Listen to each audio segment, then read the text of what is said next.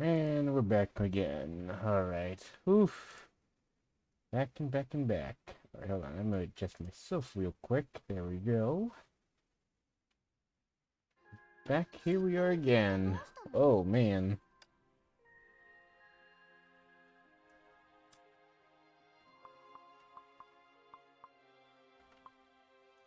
Let's go. Before I guess we do this, we can just go beat up something real quick, like this thing 3 times. It's not gonna be too hard, to be honest, so...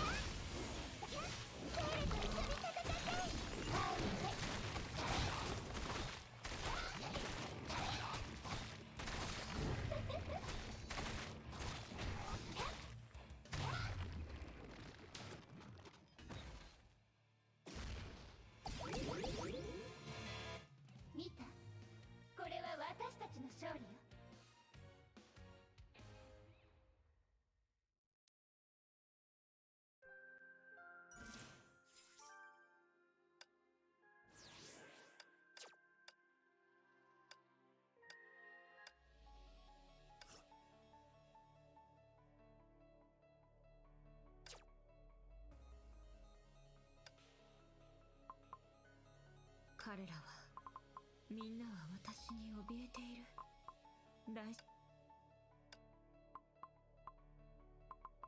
肩を並べて進むから一緒に頑張ろう。私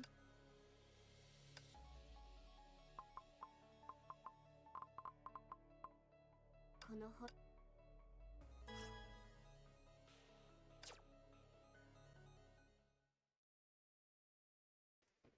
Oh boy. Oh, that's gonna be great.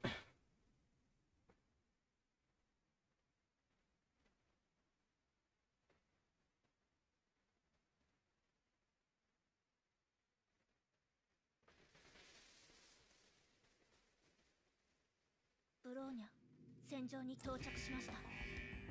システム計画 Hey, Benares. 行動 There we go. One shot.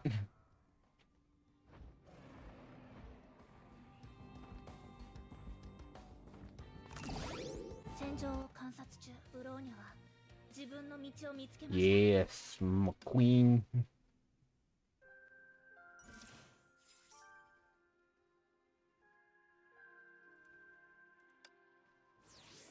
Alright, isn't that good enough?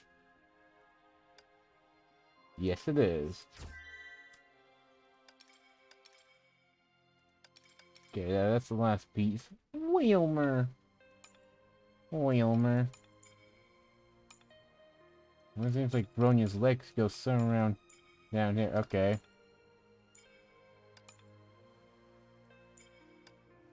Here we go. Yeah, this is what I'm trying to do to get.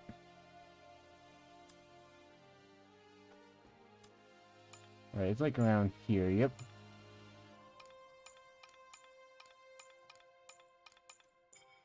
Yep, there we go.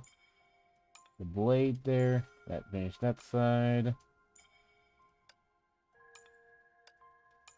He's like Bronya right over here, maybe, like, I don't know. I know, that's a leg. Right there.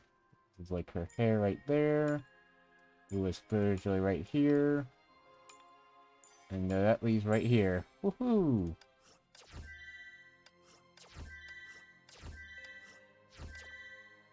And we get that. And now we got resistance. We should still be able to get it's all the way till April. Oh, did I? Oh, no, not in here. Oh, there's Bronya. And is that? Oh, that's Walt Joyce. Let's get this real quick.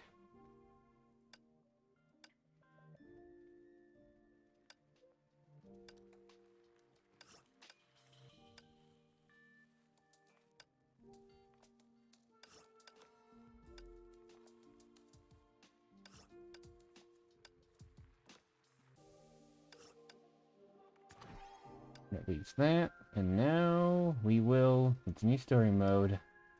Ugh. In the name of the truth.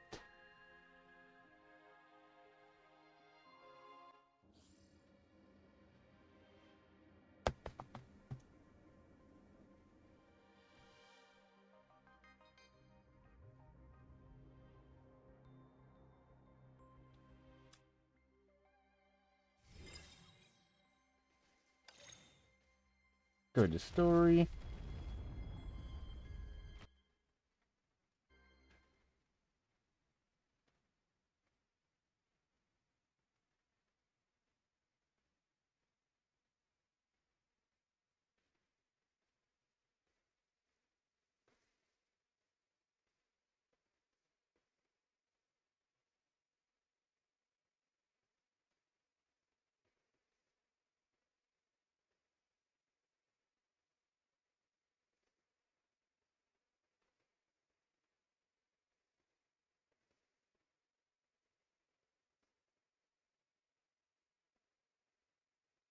Well, we're certainly loading for a while. Hopefully this doesn't stay like this. Yeah.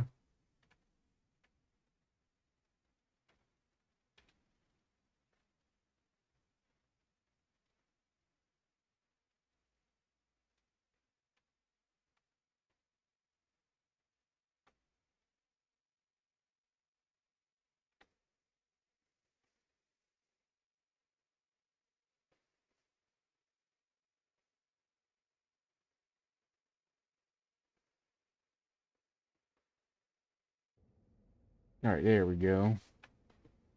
I'm hearing some sound, so it has to be on work. There we go.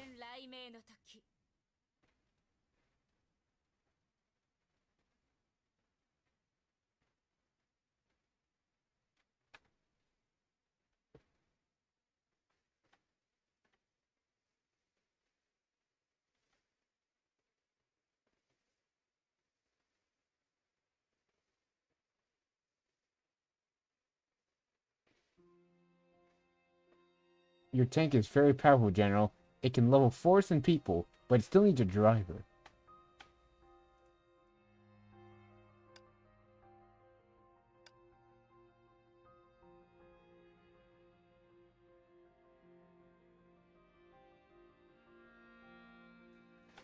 Your plane is very powerful, General. It can fly like the wind and carry as much as an elephant, but it still needs a repairman.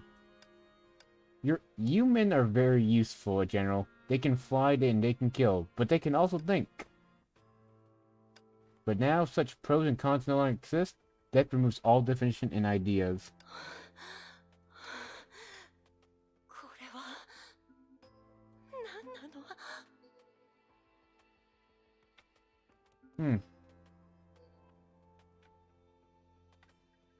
私は人間に Growing up. なったの。 There's so much she must feel. Form, structure, and the cold wind like a knife. This is her birth. At that existence, she still couldn't associate the disaster that devoured all with her own existence. This is an experience like nothing else. Just as a newborn, she had not chosen to come into this world on her own and did not know where to go.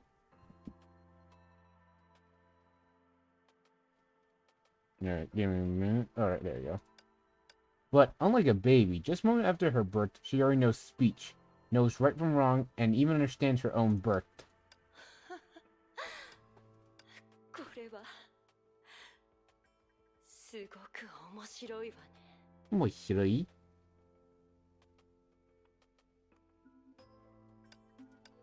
She composed herself and, like anyone else, became interested in the things around her. Weather, machinery, the sky. She understands these concepts, but she had never been exposed to any real substance. Her perception was strange in this way. She knows about snowflakes in terms of temperature, feel, appearance, and even the way they crystallize. But until now, she had never touched a snowflake. ここで何が起こったの？ Oh, we're playing as her? Okay. We're walking.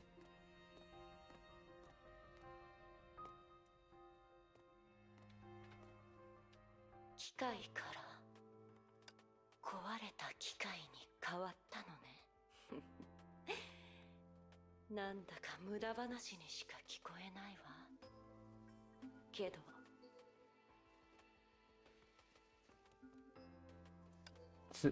Wait, let me make sure. Yep. This is how she perceives external matters almost instinctively. Matters can easily distinguish other matters, and it is the same with ideas. ええ、大丈夫。あなたの顛末を私に見せて。あなたは消えてなんかいない。消失が概念であるとき、それは同じように存在することになる。そうよね。 In one breath, all information concerning the machine flowed into the woman's body. Through this technique known as transcription, she easily learned the story of its life. 4年前に完成。メインとなる技術の情報漏洩を防ぐために、3つの企業がそれぞれ部品を製造した。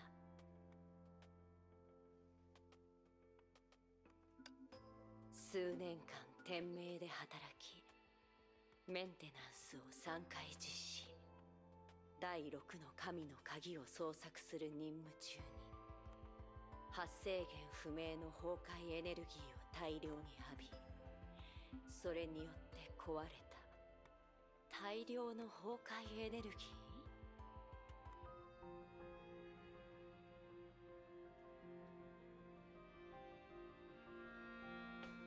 確かにこの辺りで何かしらの災害が起こったみたいだわ。もしかしてそれが私が限界突破できた理由？ No, there's running animation. Oh, is this a 第 Bisc 六の flower? 神の鍵。これが彼らが探していたもの？ Just as she went to pull information from the object, she hesitated. Somehow the bloodied weapon before her emitted an aura similar to her own. No, not similar. Opposite. No, that wasn't quite it. She felt 私 confused. と関わりがあるのは武器そのものじゃなくて、それについている血液。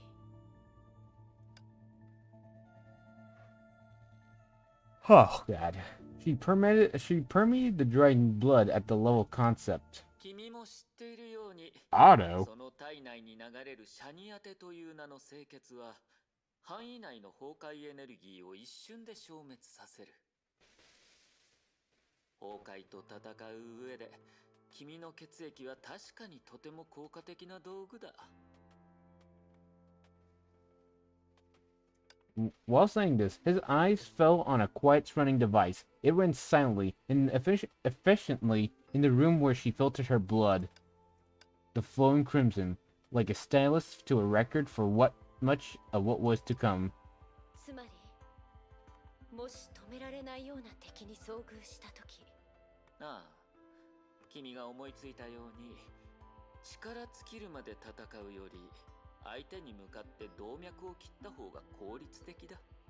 だが、神殺しの槍に何らかの進捗があるまで、そうすることは許さない。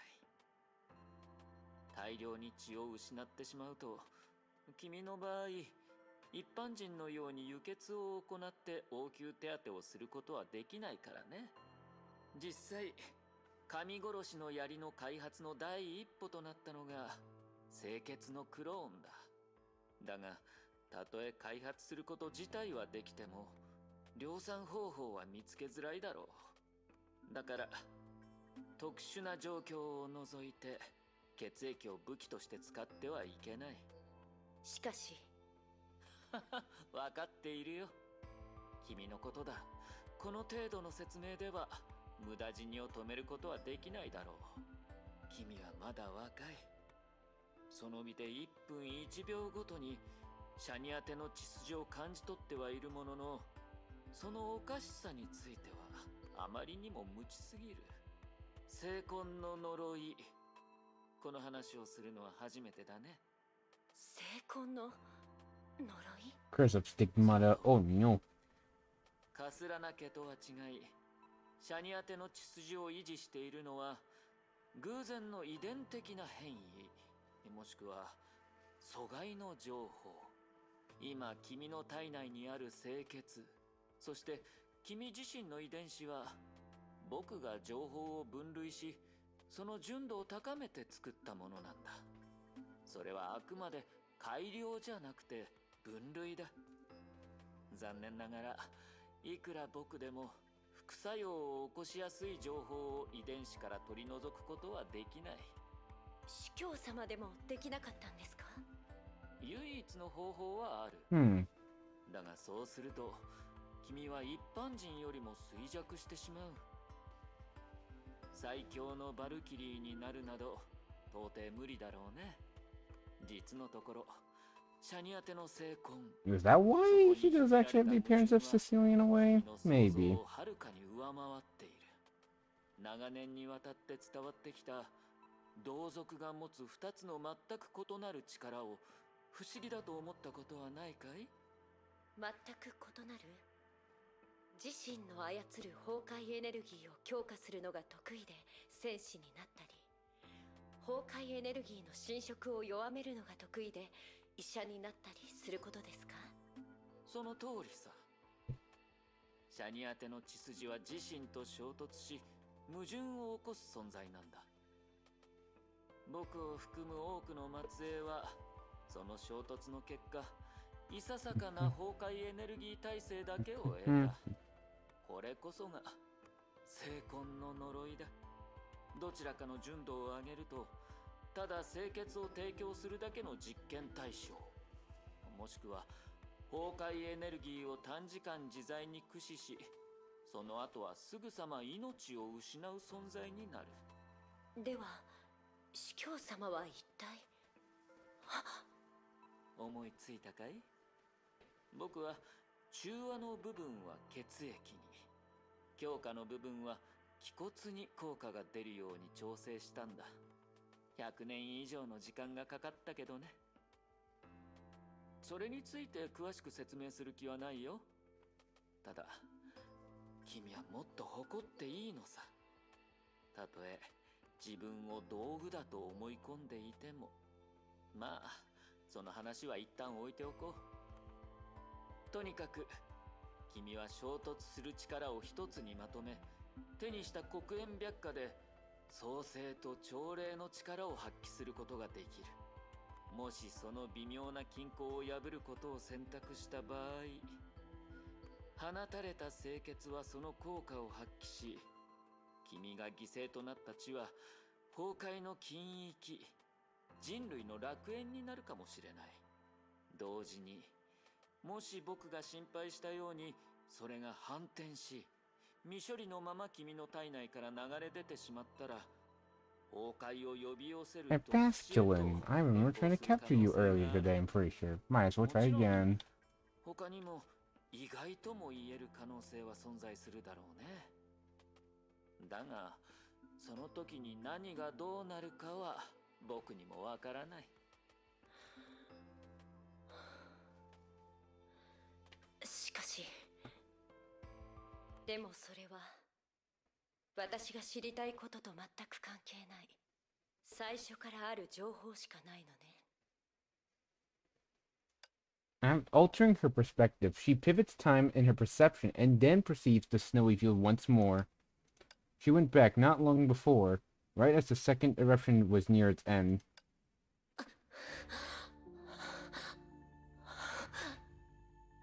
ごめんね、ジークフリート。嘘をついちゃった。No, no. 今回は一緒に帰れない。ごめんね、キアナ。大きくなったらちゃんとお父さんの面倒を見てあげてね。 Holy blood unleashed. At the cost of more than half of her blood, the strongest Valkyrie went all out to deal a fatal blow to the absolute calamity. But as the outsider reading the scene right now, she didn't focus on the heroic deeds. In this extreme state, her stigma did go beyond the Hersher of the Void's authority and briefly break the boundaries between reality and the imaginary plane. もちろん Oh hey, Baskin went for 他 me. にも意外とも言える可能性は存在するだろうね。だがその時に何がどうなるかは僕にもわからない。The instant the imaginary space was connected, the entity known as the Stigma space by humanity first emerged in the human world. It first proved that the descent of ideas as the byproduct of the Stigma's curse on Shariak. つまり私ならさっき見てきた光景も第二次崩壊によって。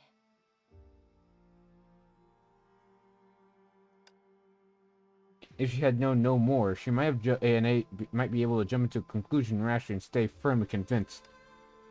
But just now, the information she obtained with the ease gave her a sudden fatal blow.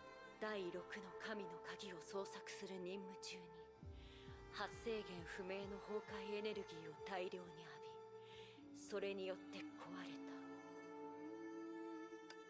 た。 After all, anyone familiar with this history knew, not long ago, the woman named Cecilia spread the sanguine flowers of redemption throughout the snowfield at the cost of her life. They saved millions of lives and countless families. In her final hour, Cecilia Sharak did precisely control the spill of the Stigma power. The reversal that the Overseer claimed didn't exist, otherwise the millions of lives would have met the same fate as this machine. But if this was true, there was only one explanation for the remains she saw along the way. いや、私のせいじゃない。違うの。私は。Someone once said that there is joy in disasters. It can be attempted to destroy everything. For ordinary men, this desire might be deeply rooted in their hearts.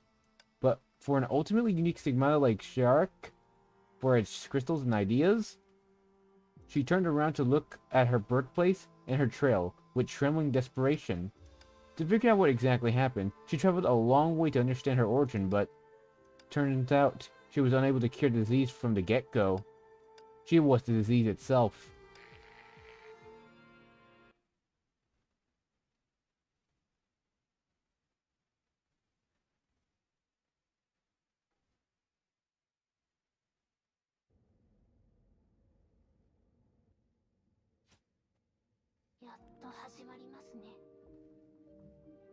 It's finally begun. In a bubble universe that resembled a prison cell, she felt the pass of hair flowed through the core of her reason. Although she did not witness the process, this was a sign in itself.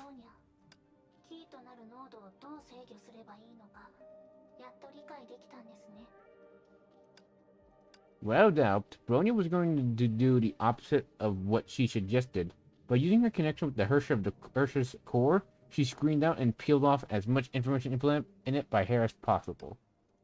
Hair would naturally use Project Stigma to counteract it, but from Prometheus' perspective, Hair had no reason to be hostile towards Bronya. What kind of being are you? Was an unanswered question she had asked Hair too many times.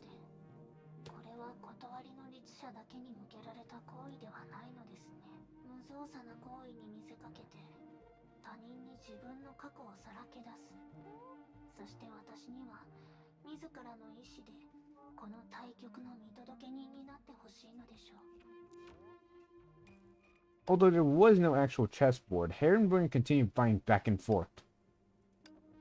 Mistlin Sharak and Bronya Sayak,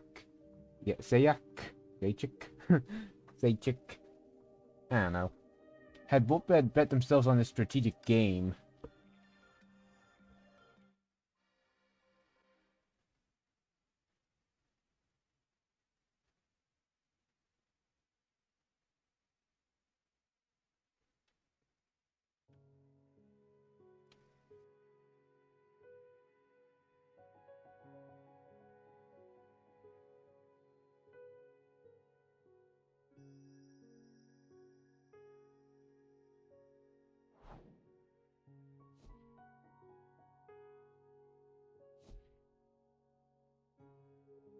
Touch the core.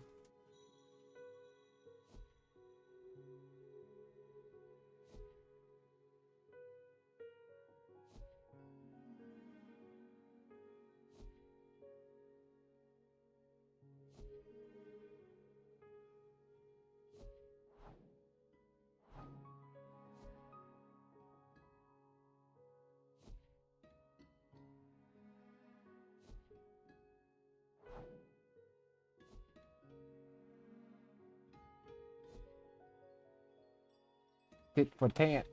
I agree.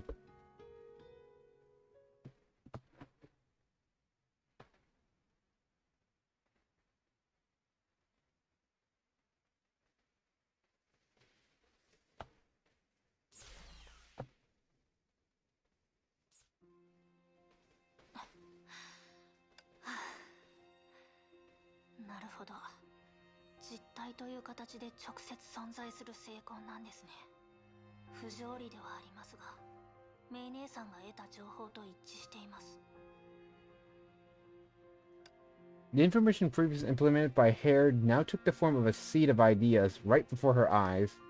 Through previous verification, Bronya had analyzed and secured it.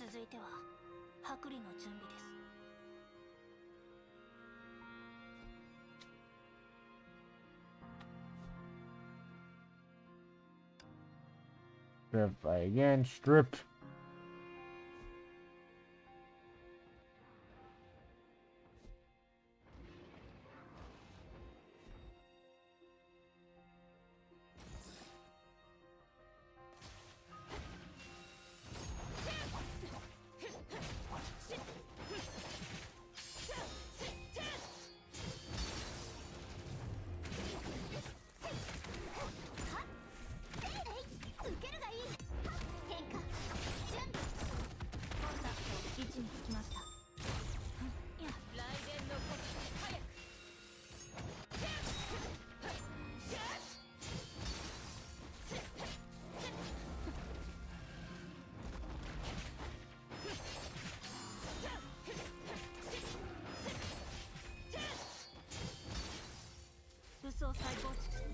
操作開始。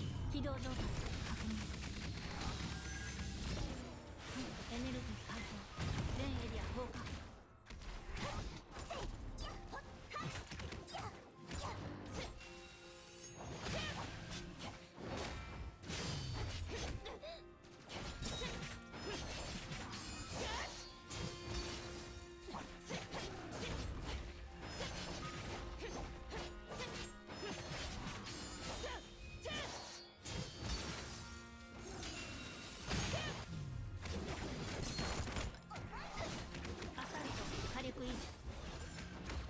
搭載武装ファイヤー。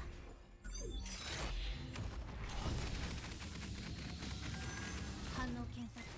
一足真理の名を持つ過去を超えます。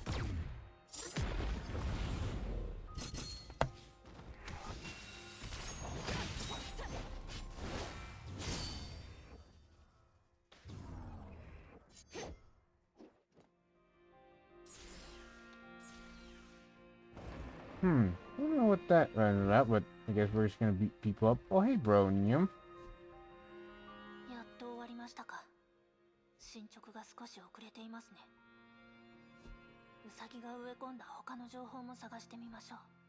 多分あと5つぐらいはあります。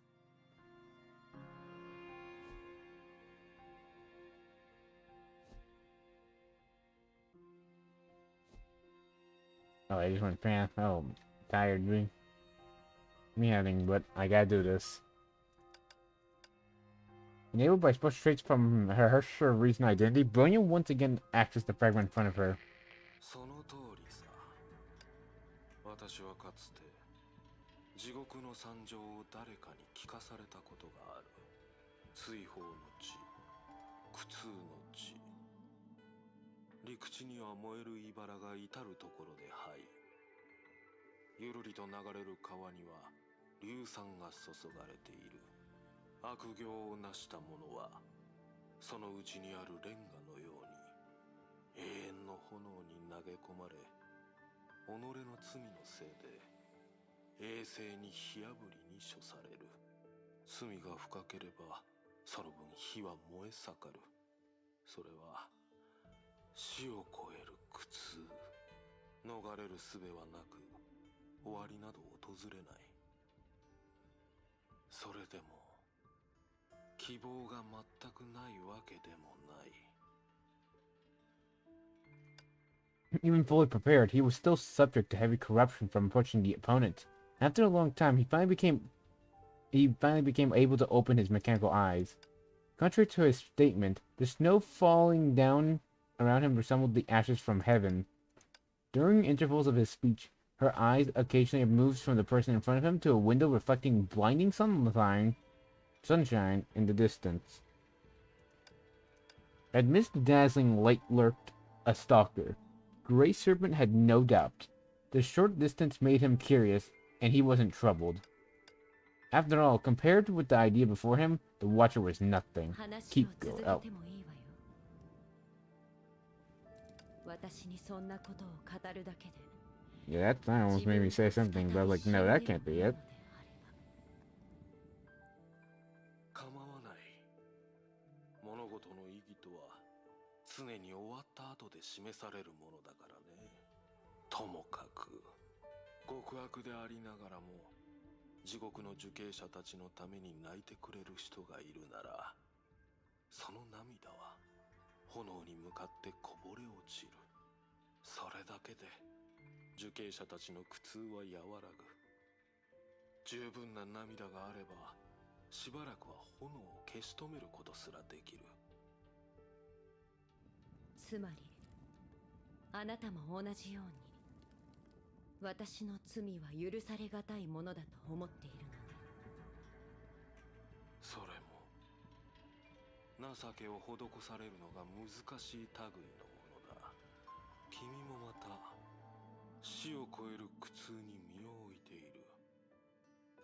その劣化を終わらせるどころか弱める希望すら君には存在しない。さもなければこうして話すこともなかっただろう。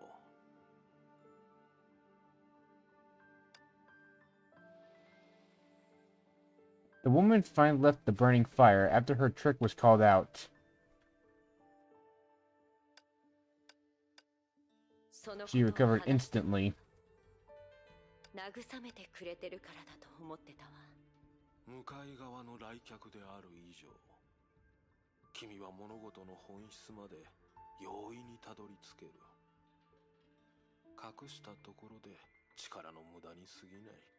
そう言わせてもらうと、どんな方法を取ろうと、より一層君が感じる絶望の色が濃くなるだけだろう。その方が私の利益と一致する。そうすることで命を引き換えにした再招待が成功しうるからね。ヨルムンガンドに来るといい。そうすれば君の望みは叶う。Slanting the umbrella to the side, the man reached out his hand.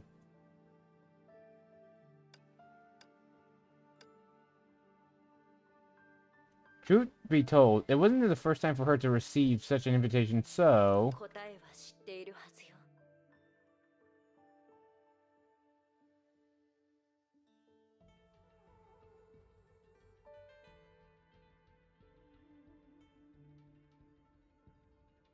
あなたが口にしていた成婚計画、たとえそれが未来の現実だとしても興味がないの。私からのお願いだとでも思ってここから立ち去りなさい。今でもまだ慣れないの。他の命が自分のせいで散り去っていく姿を見るのは。その必要はない。この距離で君と長く共にいたんだ。この体はすでに修理不可能になっている。以前と全く同じね。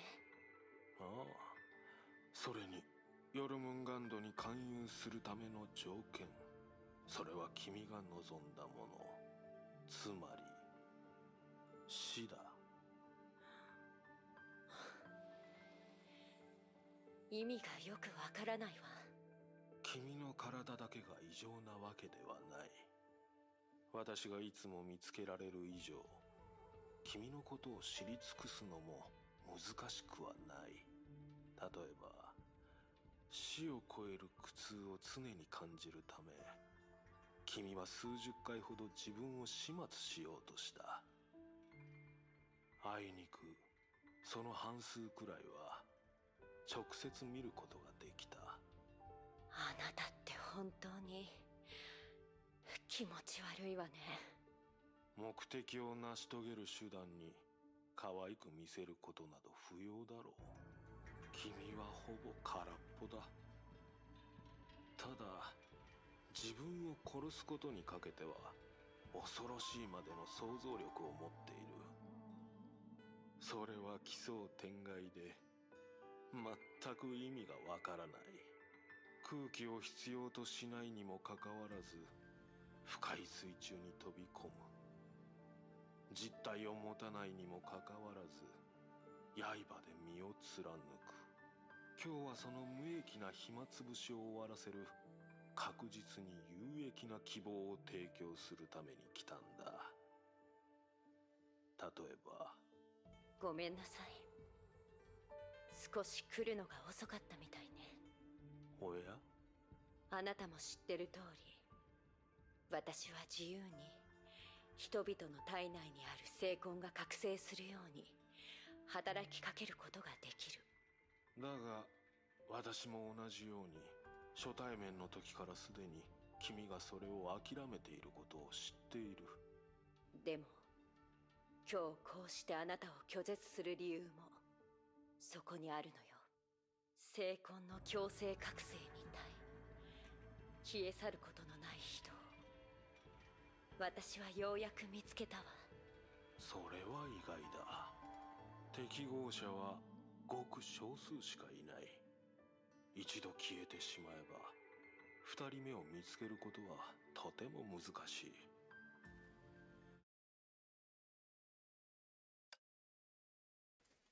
Without any sign, Grey Serpent raised his pistol to the window he previously looked at. It wasn't until now he realized the Watcher in the Dark was the biggest obstacle to his あな mission. た The girl's consciousness was flung out of the memory fragment. Before pulling the trigger, Grey Serpent's body was already fully corrupted. This naturally put an end to the memory fragment that belonged to him, but aside from more puzzles, the girl got ブローニャ nothing. と同じですね。彼女はシベリア以外のところにも現れています。それにそこから誕生したように見えます。通りで周りが切な Oh のです god. Well, そしてあの頃の雰囲気、今とは完全に違ってるようです。 from her own experience, she made a vague guess but didn't dwell on it. After all, she didn't relive the past memories simply to know the opponent. それでは続けましょう。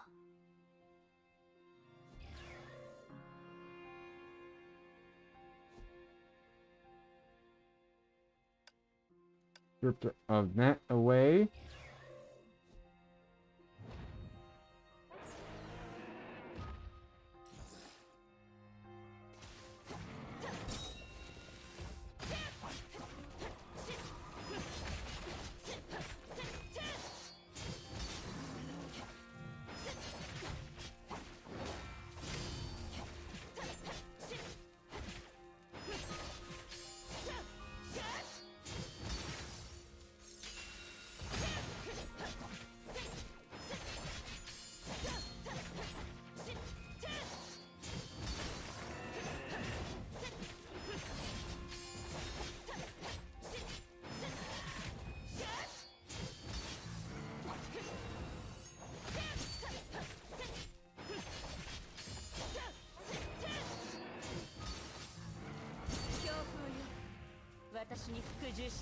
Let's go. Die.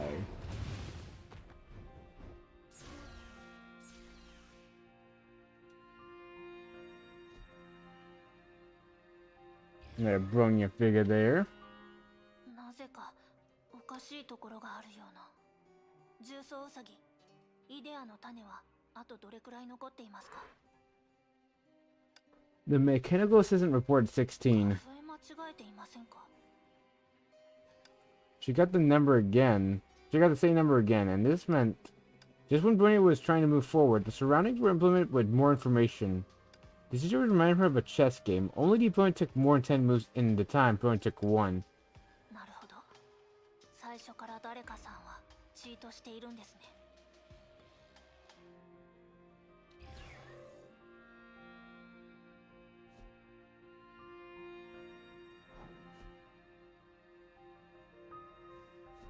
19.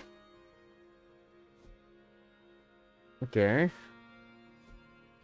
シャニアテの清潔の反面は崩壊エネルギーの影響を強める一つの観念です。仮に彼女がこの世に初めて生まれたイデアだとしたら、シベリアが見捨てられた地になったことを天命とネゲントロピーが知らないわけがありません。第二次崩壊は逆に彼女の盾になったんでしょうか？ The court. Oh god. Oh boy. The count reported by Project Bunny exceeded 30 now. Their disadvantage was massive. 断りの律者をやっつけるために、彼女は自分の過去という切り札を知られてしまいました。では、ブローニャが今しなければならないことは、つまり 33 popped as Bunny confirmed her strategy. ブローニャは歴史から彼女の隙を見つけ、作戦を改善しなければなりません。 Revise Seeds of Idea. Seed of Idea, Legendary of Serpent, whatever. Great. いや、 Legendary of Grey Serpent 7125. そんな。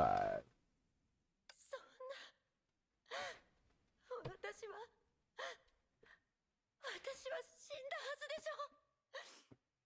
どうして。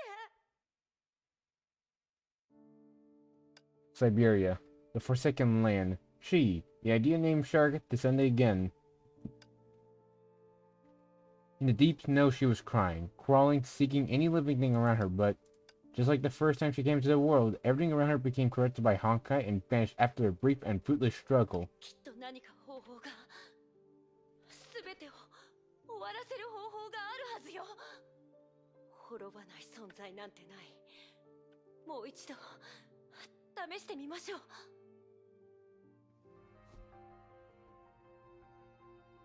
やはり前に見た通りです。記憶の主が死んだら物語も終わる。そしてブローニャはいつもウサギの視点で関わっています。でもその全てが彼女を死ぬほど苦しめているというのなら、彼女はどうして今何もないかのように現れたんでしょうか。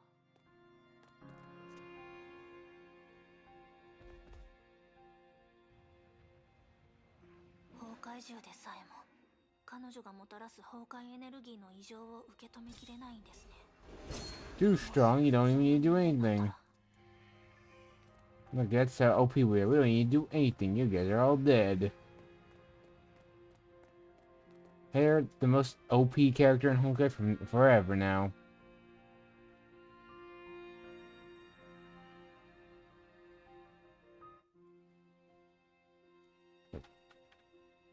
Wow, look at them all attacking. Obviously, like, everyone reluctant to leave the Motherland after the second eruption, this squad didn't tread onto this wretched land unprepared. Still, the increasing number of Honkai beasts far exceed their estimation. In this soon-to-end battle, hardly anyone could survive. With a worried look, the woman stepped forward and seemed ready to leap down and help, but she didn't.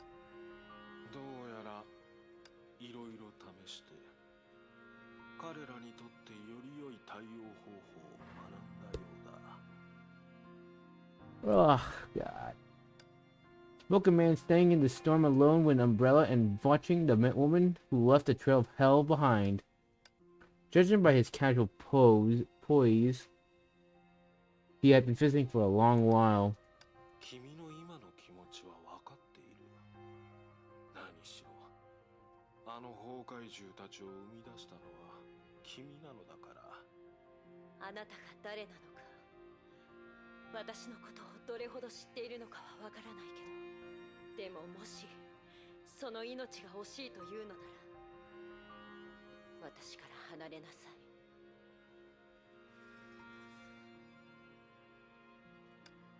Even though she thought even though she thought she'd learned not to attach herself to any strangers. There was anything before I'm going to say. Okay, her eyes. 丁寧に計算した。 Okay, her eyes returned to the battle in the distance.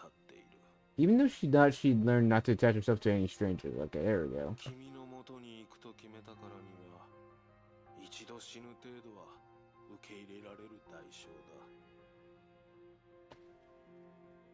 世の中の人は皆シベリアで発生した不規則な崩壊現象は第二次崩壊が残した影響だと思っている。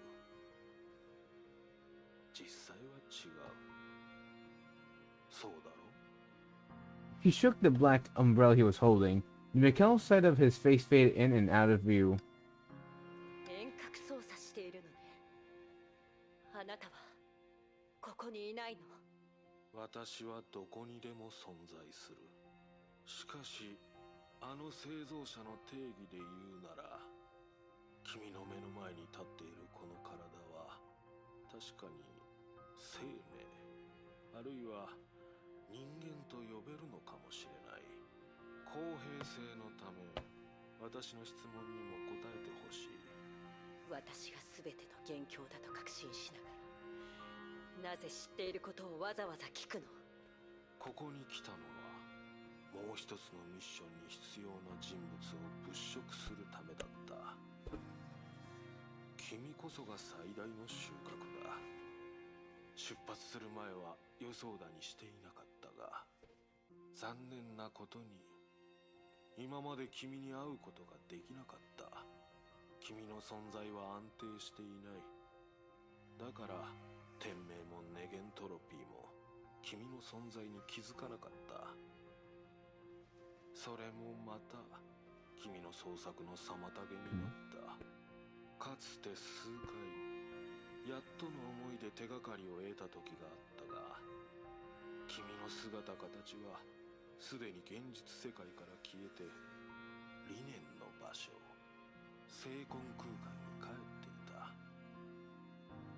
驚くことはない。聖魂の奇跡を目にした人々の中では、私は知っていることが少ない方だから。それで君は自分の現実の存在を安定させられていないようだが、私はここに現れるべきじゃない。それどころか完全に消えた方がいいのよ。それにSlugma. こうしてあなたに見つかったでしょ。それはただ君と私が似すぎているからだ。自己認識から言えば、私は君と同じく消えるべき何らかの副産物でしかない。ただ偉大な願望に関わる信念を除けば、私をただの商売人だと認識してもらっても構わない。それは君を探している目的でもある。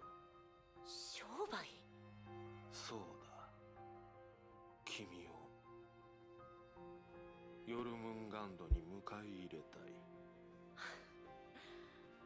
私のことをある種の兵器だと思っているなら、それはお門違いよ。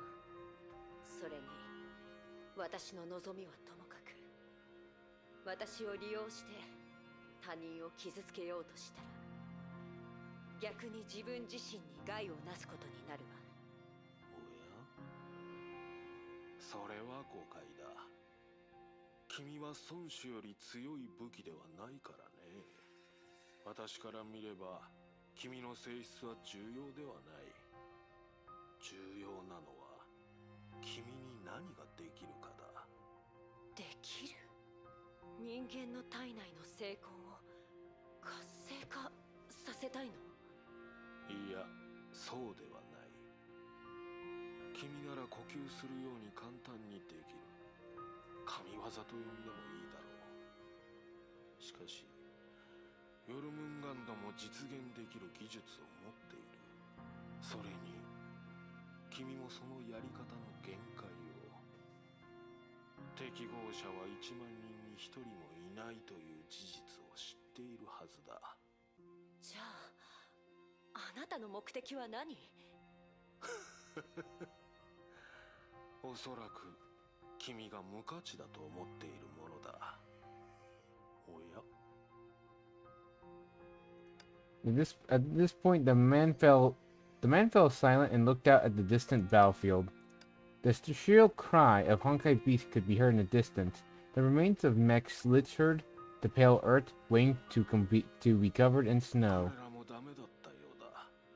君は今この時まだ救いの手を差し伸べなかったことを後悔しているのだろうか。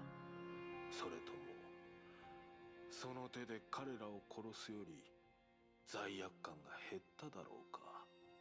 救いの手を差し伸べるか。最初は人がたどり着けない洞窟の奥に自分を閉じ込めたの。おや？当時は君がもたらす増幅が崩壊獣を無限に生み出すことを知らなかったのかい？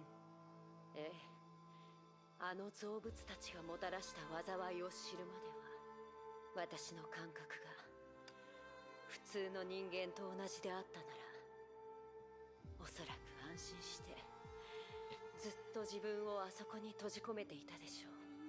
でも私がこの世界に現れるたびに、苦痛や悔しさ、死、似たような思いは四方八方からどんどん湧いてくる。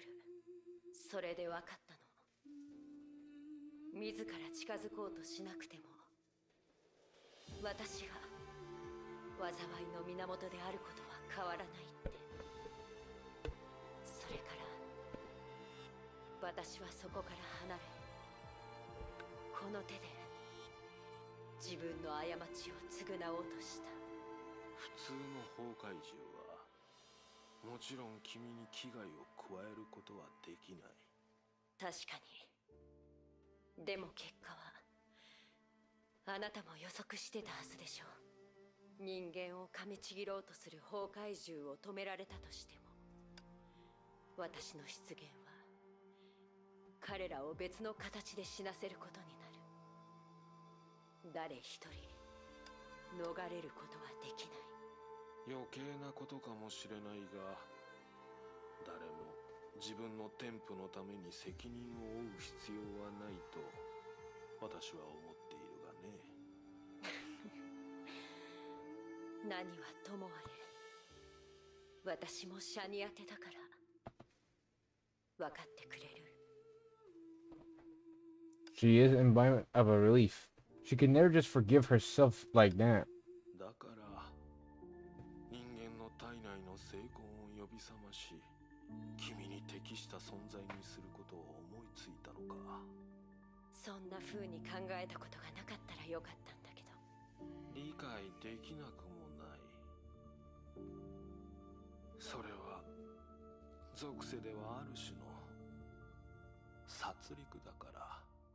見ての通り、誕生した時の私がただの呪いなら、今の私は自らの手で自分を怪物にした。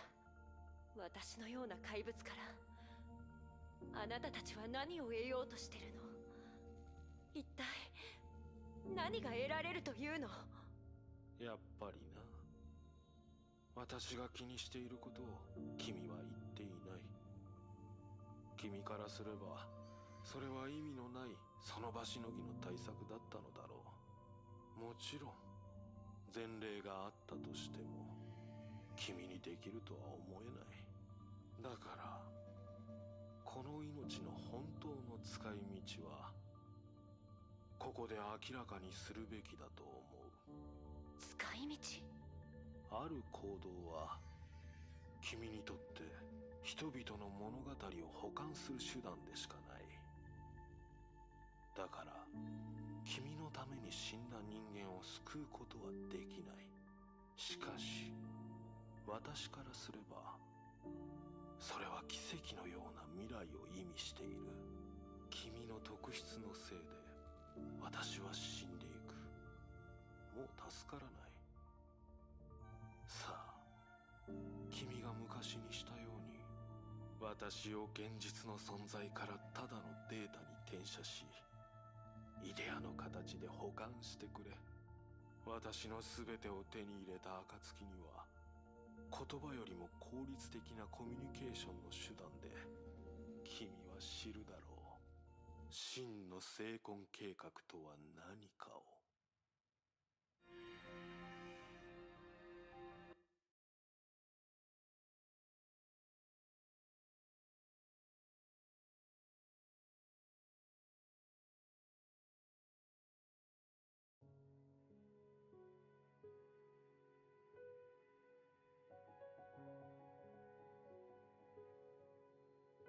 And here we go, Florian coming back.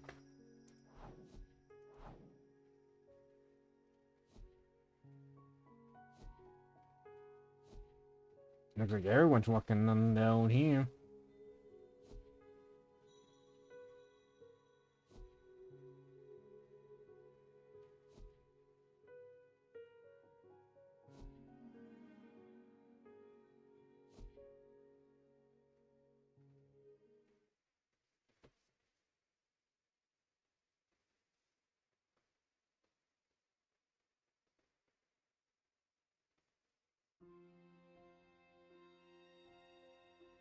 Ah, 彼女は精魂計画の鍵というだけではなく、ある意味でその起源なんですか？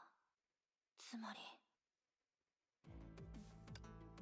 This record, which Hare called Grey Serpent 7125, like all the seeds here, was once a real life. At the time of that, all the parts of their experiences were preserved by the day by Hare. Oh my god, let's start this. Yep. Okay. And now, the information implemented she was about to perform on the Hersher reason was much the same, but simpler and more direct. つまり彼女は誰よりも慣れている遊び方を選んだ。それに成婚計画を利用してチートすることもできるんですね。 She turned her head. It was now difficult to find any pawns that existed in her image. She naturally no longer needed Project Bunny's 選 report. 手でもあり審判でもある。彼女が決めたルールの中では何をしても無駄です。 We're out of time and chances. She must find the key to victory or surrender completely as the Hersher reason. Boney, of course, wouldn't do that, but she had no way to fight back. Prometheus could do a little to help against Hare's cheating, so she'll have to change her thinking as she's after the ultimate おそ victory. らくプロメテウスは間違っていません。律者コアの構築形式を変えればブローニャはバンを覆すことができます。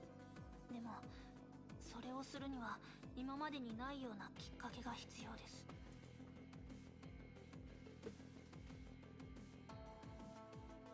Oh, God. Containing only 300,000 people. Oh. Containing. Oh, wait. Hare represents Project Stigma to an extent, but she also has the other Hersher reasons back. Containing only 300,000 people, but trying to encompass all humanity. そうでした。 A bit suspicious, she made a guess that she would have seemed strange at first glance. To help prove it, she raised up her arms and began building various weapons from thin air. Not perfect, but it'll have to こ do. の空間では成婚計画の力と互角に戦えません。 Determined, she began putting her strategy to work. さあ、バンを覆す本当のチャンスを作り出すために。 Unlike her control, the constructed weapons that had been spitting lethal lasers swerved toward her. It was where her body housed the Hersher core. ブローニャは負けを認めます。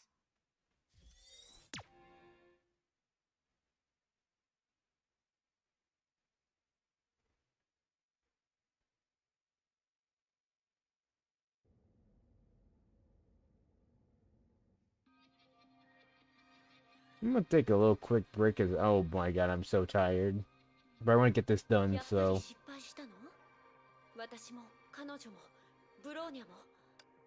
yeah, just have a good picture of Hare, I guess, while I will be oh, it won't be too long a break. I'll probably like 1 or 2 minutes. So yeah, I'll be back for a bit. Oh, in a bit, I mean.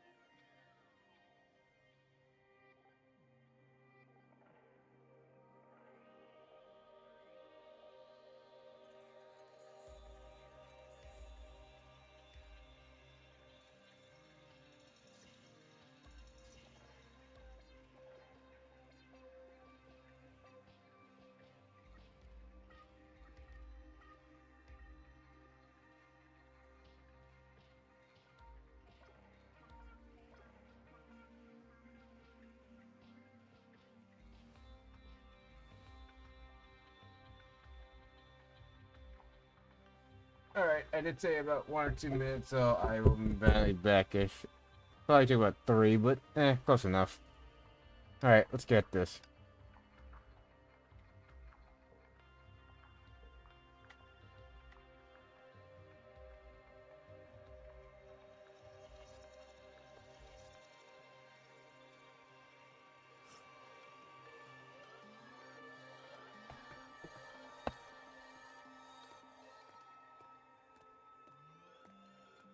Ooh, Rolts. Wait, do I have a Rolts? I'm gonna get ready either way.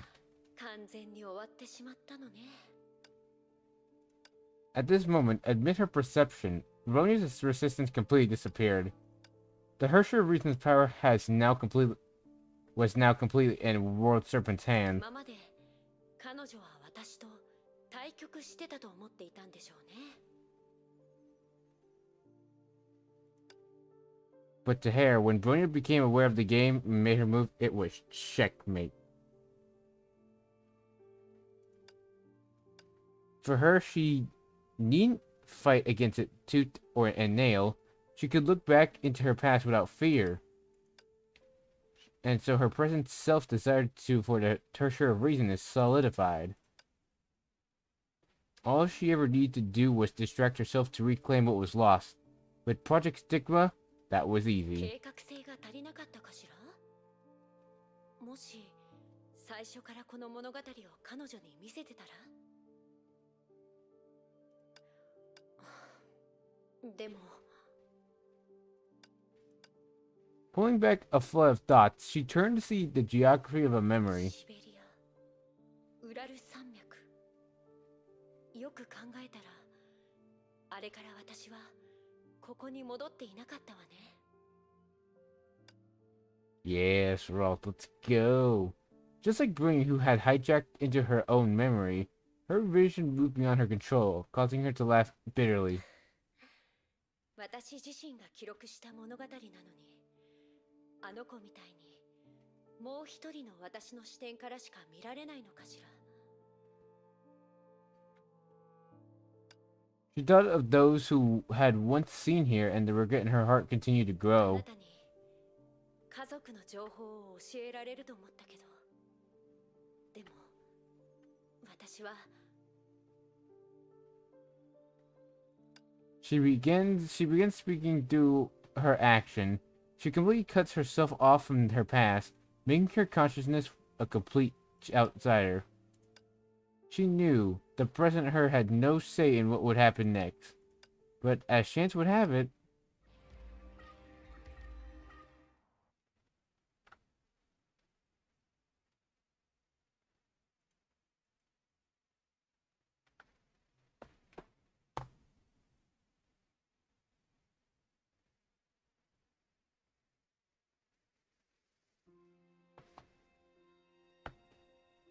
the her who existed in this past also remained silent. また失敗したの。 Once again, simply because she was cast into the real space, this human settlement was reduced to a ghost town in an instant. And in the same way she did before, she awakened the stigma within the dying, trying to save her life by hatching. And everything she did was just as futile. Whoops. And everything she did was just as futile. She had become somewhat indifferent to this. Not because she was used to it, but because it was not impossible for sanity and hope to coexist. Hope would be crushed. When the process repeated itself ceaselessly, no one could stay hopeful and sane at the same time. でも私はこのまま理性を失ってはいけない。せめて全てを、あるいは私自身を終わらせる方法を見つけるまでは。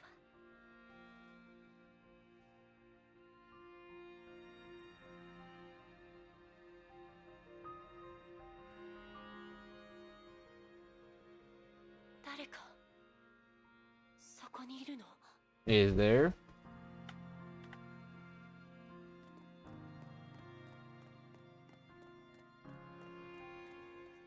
やっぱりもう意識がない。She easily pushed the power due to heavy metal. When the driver's stigma was awoken, due to his fine constitution, it doesn't seem like genetic engineering at all. どうせ結果は同じでしょう。 Though she wanted the person before her to live more than anyone else, she convinced herself she didn't care. As if she expected, in this dull tin can, a newly born zombie is trying to break free.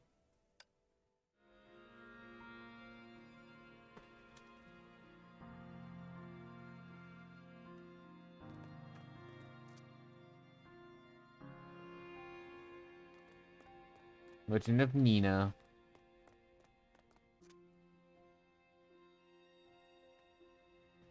ごめんなさい。私には何もできない。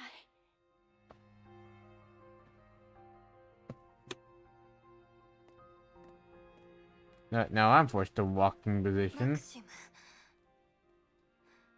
ブラッドあなたたちなの？まさか人の声。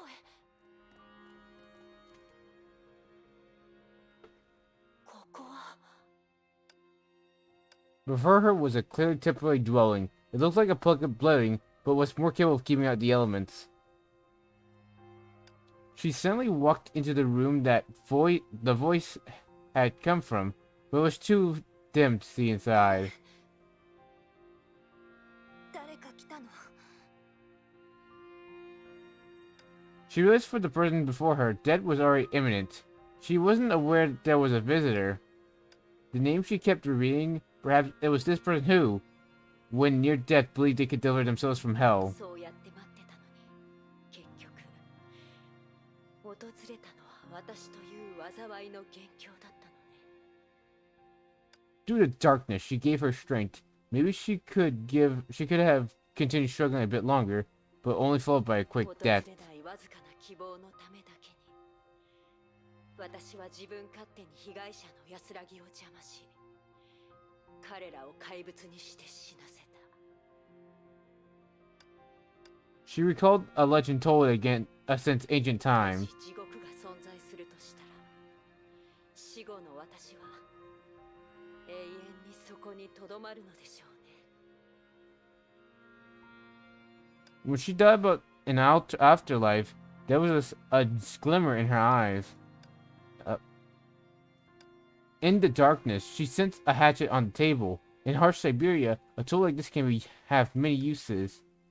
Using it to stroke her throat without leaving a single cut, she wondered what angle to slice from this time. もうとっくに試したけど、この方法では私を殺せない。 But as she awakened stigma in others again and again, though it destroyed her, she would continue to try it so long as there was hope. And it was this obsession that caused her to overlook other peculiarities. For example, why was it until now she had never heard the screams of those that became zombies? 待って、それはこっちのセリフだけど。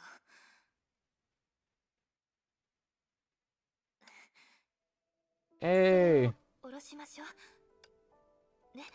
Uh, 何があったか知らないし、あなたを説得する資格もないかもしれないけど、 the lights finally turned on. It's Bronya's mother. 生きていなければチャンスは手に入らない。そうでしょ？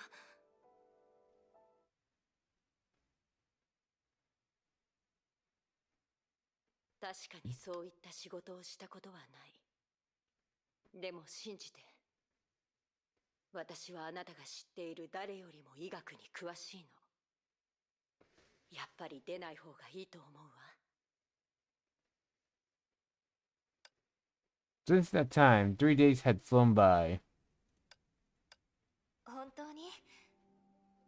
Alexandra 前よりもだいぶ体調が良くなったと思うの。先月に積もった雪がドアを塞いだから、みんなで雪かきをしたのよ。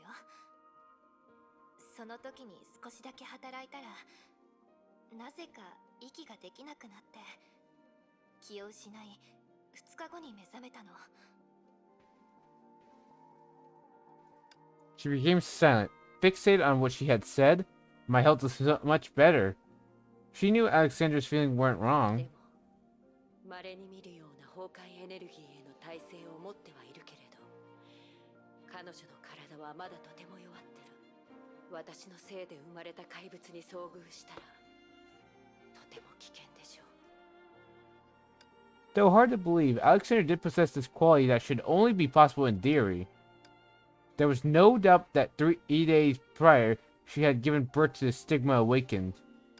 She stayed a while to see what made her exceptional, and her physical condition required looking after. From her stomach, it was clear she was not just pregnant, but only a trimester away from giving birth. それで他の人はもう戻ってこないの？ええ、彼らは怪物に出会ってしまって。 I wasn't lying, she thought to herself. Luckily, she had seen the second eruption and didn't see much of need much explaining. Of course, judging from her actions and words, just as she didn't know much about Honkai, she knew little about anything outside her daily routine. She was clearly well protected since childhood. In this snowy field ravaged by the Honkai, she was ultimately too naive.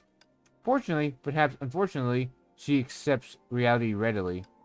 そういえばおかしいわね。最近私を救ってくれた人は2人いるけど、1人は名字しか、もう1人は名前しか教えてくれなかった。もしかしてあなたも彼女のことを知ってるの？カカリアっていう軍の人なんだけど。いいえ、聞いたことがない名前だわ。私だって名字しか教えたくないってわけじゃないの。ただ私は本名がないから。それはダメでしょ。シャニアテってみんなそう呼んでるの？そういうわけじゃないけど、私はその呼び名にふさわしくないし、そう呼んでくれる人もいない。でも確かに的確だと思うわ。あなたって難しいことを言うのね。とにかく今日は何がしたいの？ She said this was something to improve on. 私が変われるなら言ってあげるわ。あ、ちょっと待って。Struggling to get up from bed, she groped around for something in the cupboards. In her hand were withered plants. It required stigma and knowledge to see that they were cornflowers. 近くの標本室で見つけた押し花だけど、何もないよりはマシでしょ。もしよかったらこの近くにあるお墓を探してくれない？名前はアレクセイ・シーダ・ピッチ・ザイツェフ。私の代わりにこのお花を彼のお墓に備えてきてちょうだい。数ヶ月前の災いで命を落とした私の旦那なの。そこには彼の帽子と拳銃しか埋まってないけど、毎週話しかけに行ってるの。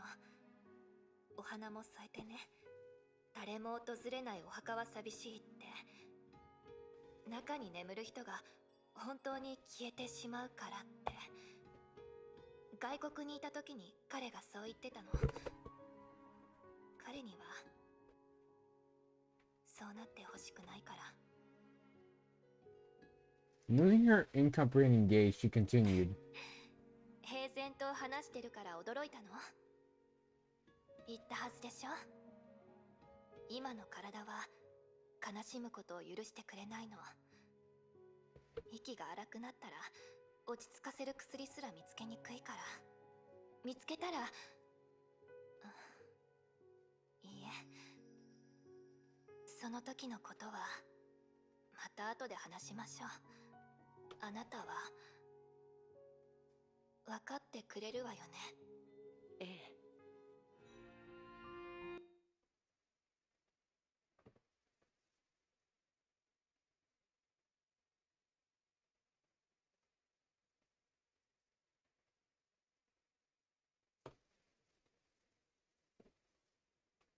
Look at all those tombstones.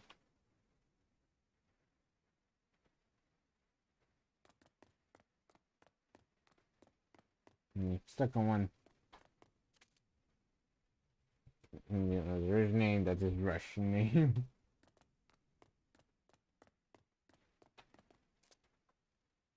アレクセイ・シーダビッチ・ザイツェフ。ここよね。彼は罪人であるが、家族と友人を飢餓と寒さから守ることに尽力した。Whispering the epitaph, she passed the flowers to the headstone. She didn't know why humans did it, but she thought she ought to. It was all vanity compared to the transcription, perceiving dot and experience as much as possible. A stone stabbed with a supremacy vanity. 名前のよう Right. ね。人間にとってとても重要なのに、 Yeah. 過剰な情報を入れることは許されない。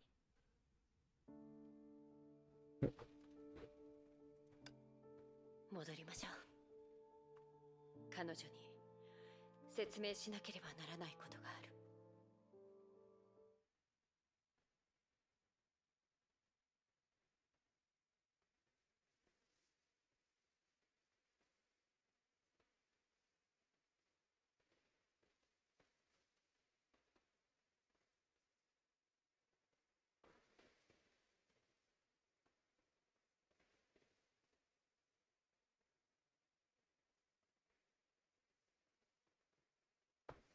All right.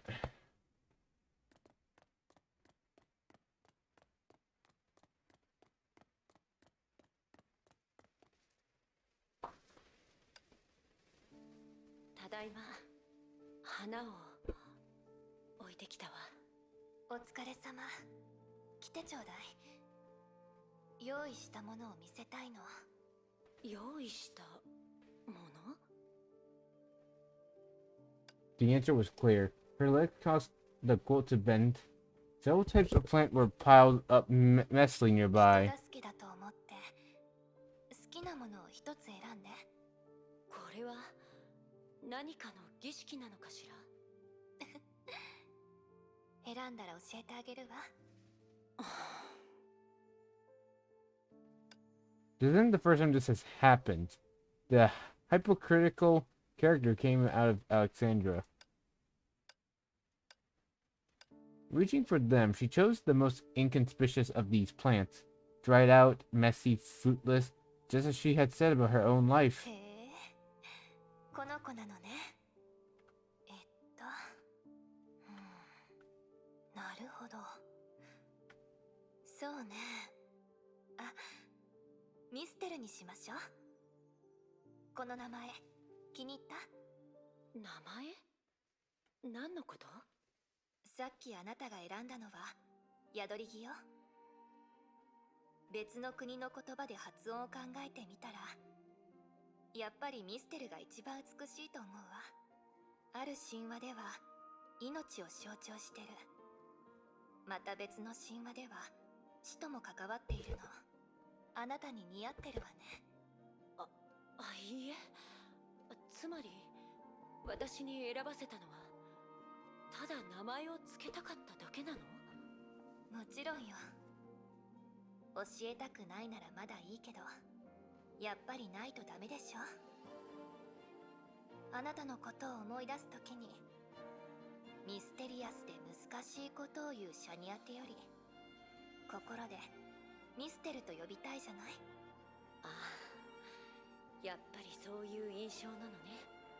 でも名前は私にとって確かに意味がないかもしれないわ。あまり考えすぎないで。とにかくそれはあなたにプレゼントしたから、使うかどうかはあなたが決めて。あ、そうだ、実はもう一つ。 Knock knock. A sudden ominous knock on the door kept her from saying more. Bolt turned to the bush outside. The Earls were kept in hospital by Anka and Floss, so no life could pass. She easily guessed who was at the ア door. レクサンドラ、ここにいて声を出さないようにね。あなたにとってあの人はとても危険だわ。 The memories that followed looked to be somewhat fragmented now. They were the glimpse of that brilliant caught in the match which caused such fragmentation.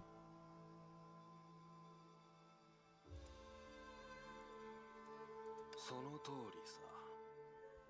私はかつて地獄の惨状を誰かに聞かされたことがある。ヨルムンガンドに来るといい。そうすれば君の望みは叶う。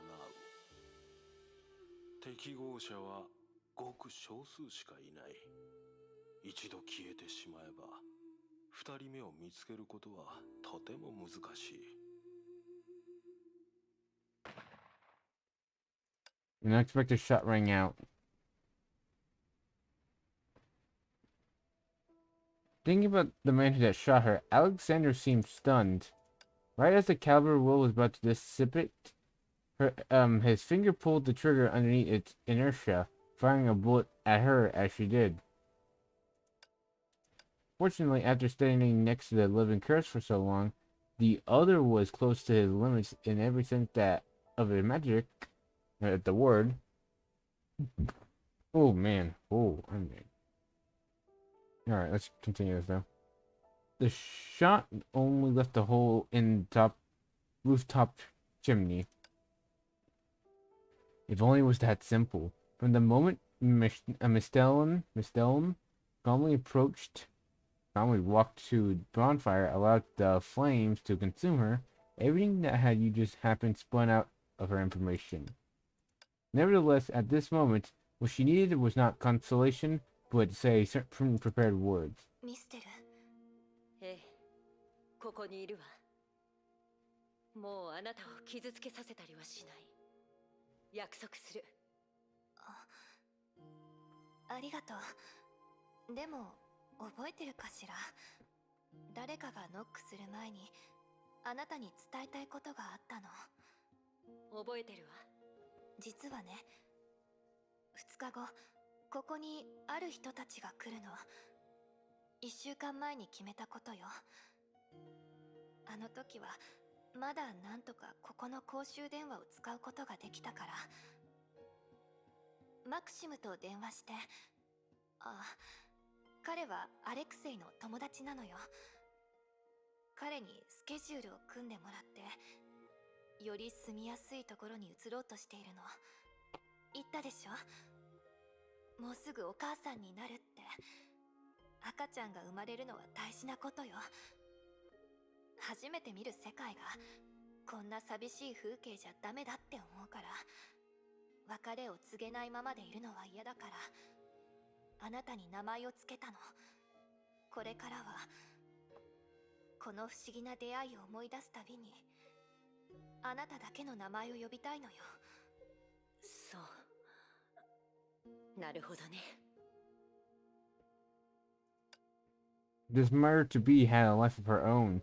If Misslin stayed here, anyone who attempted to help Alexandra would be cursed to death. If that happened, she would be unable to maintain any normal relationship with マ Alexandra. クシムは信頼できる人なんでしょ。ええ、彼は夫の親友なの。それに実を言うと、彼はアレクセイより真面目かもしれないわ。でも偶然彼と部下がこっちに来る前に、私はあなたと出会うことができた。私は大丈夫よ。あなたが他の人に何をしたって私は知ってるわ。ここ数日あなたは真心を込めて私に優しくしてくれた。まるでアレクセイのように。でも他の人にとってあなたたちは悪者なんでしょ。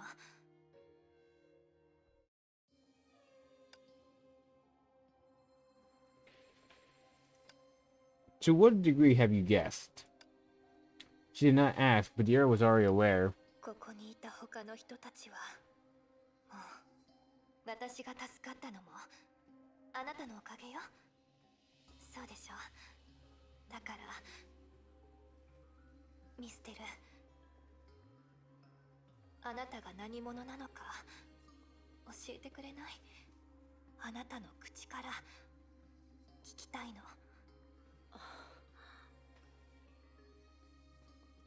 She found it amusing that the other called her name yet knew nothing about her.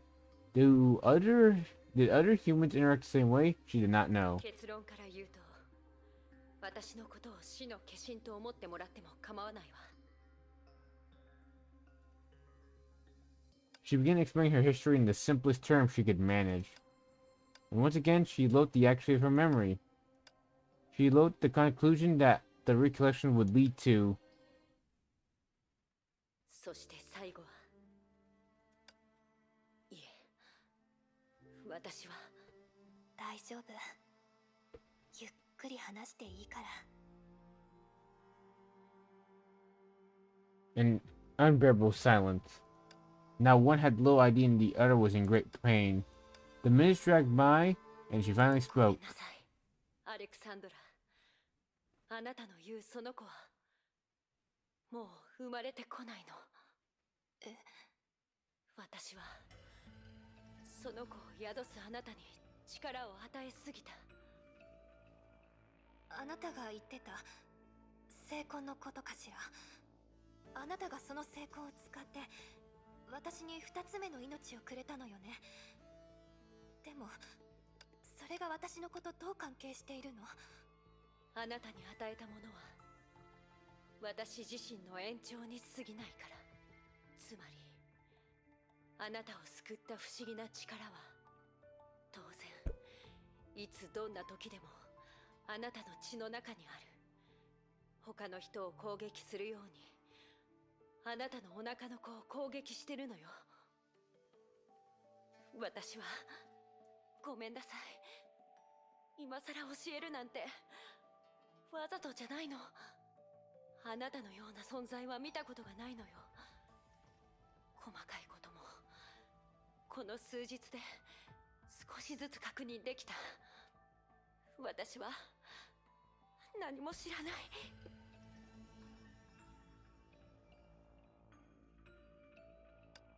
As knowledgeable as she was, the Stigma Crystal could not defend it herself.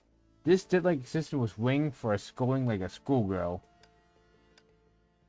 As she saw it, once the others figured out the whole story, she would not let her go easily. But how could she assume this responsibility when she could not take her own life? あなたの知識で何とかすることはできないの？あなたは私の命の恩人よ。その事実は変わらない。だから一緒に問題を解決する方法を考えましょう。それが一番大事なこと。そうでしょ？方法？ええ、大丈夫よ。この子が生きるために必要な代償がたとえ私であっても。 Now look at how much Alexandra is. ダメよ。そこまでする必要はないわ。 For a being like her, it was obviously more important to permanently preserve the past and not the certain future. I must refrain this, even there's no future in it. When life mattered more, an embryo whose mind was stranded in chaos, or a tangible being that had left behind laughter and stories in this world, even humans themselves, whose perspectives naturally differed from the outlier, were often torn apart by this question. But 必要？いいえ。それは必要かどうかで測っていいことではないでしょう。 her mind was far purer than a so-called form.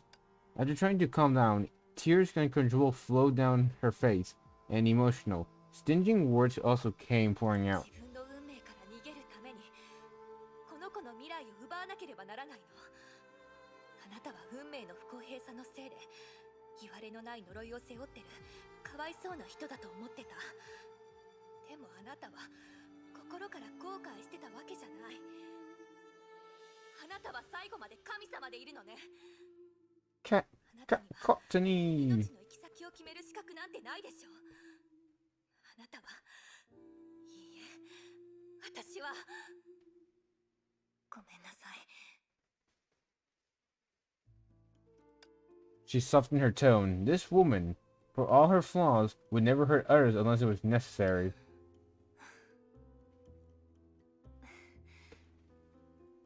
この子の命の代わりに私の命を捧げる。あなたの反応から察するに今となってはこれが唯一の方法なんでしょ。知ってるわ。あなたがいなければ私もこの子も死んでた。ここ最近みんなは多くの変化を経験してきたわ。出来事の一つ一つが恐ろしくて思い返したくもない。全てが運命だということは分かってる。拒むことはできないし変えることもできない。深く考えないようにと自分に言い聞かせてる。だけど今もし現状を変えるチャンスがあったら私はそれをつかみたいの。大切にしてるものをこの世に存在させ続けるために。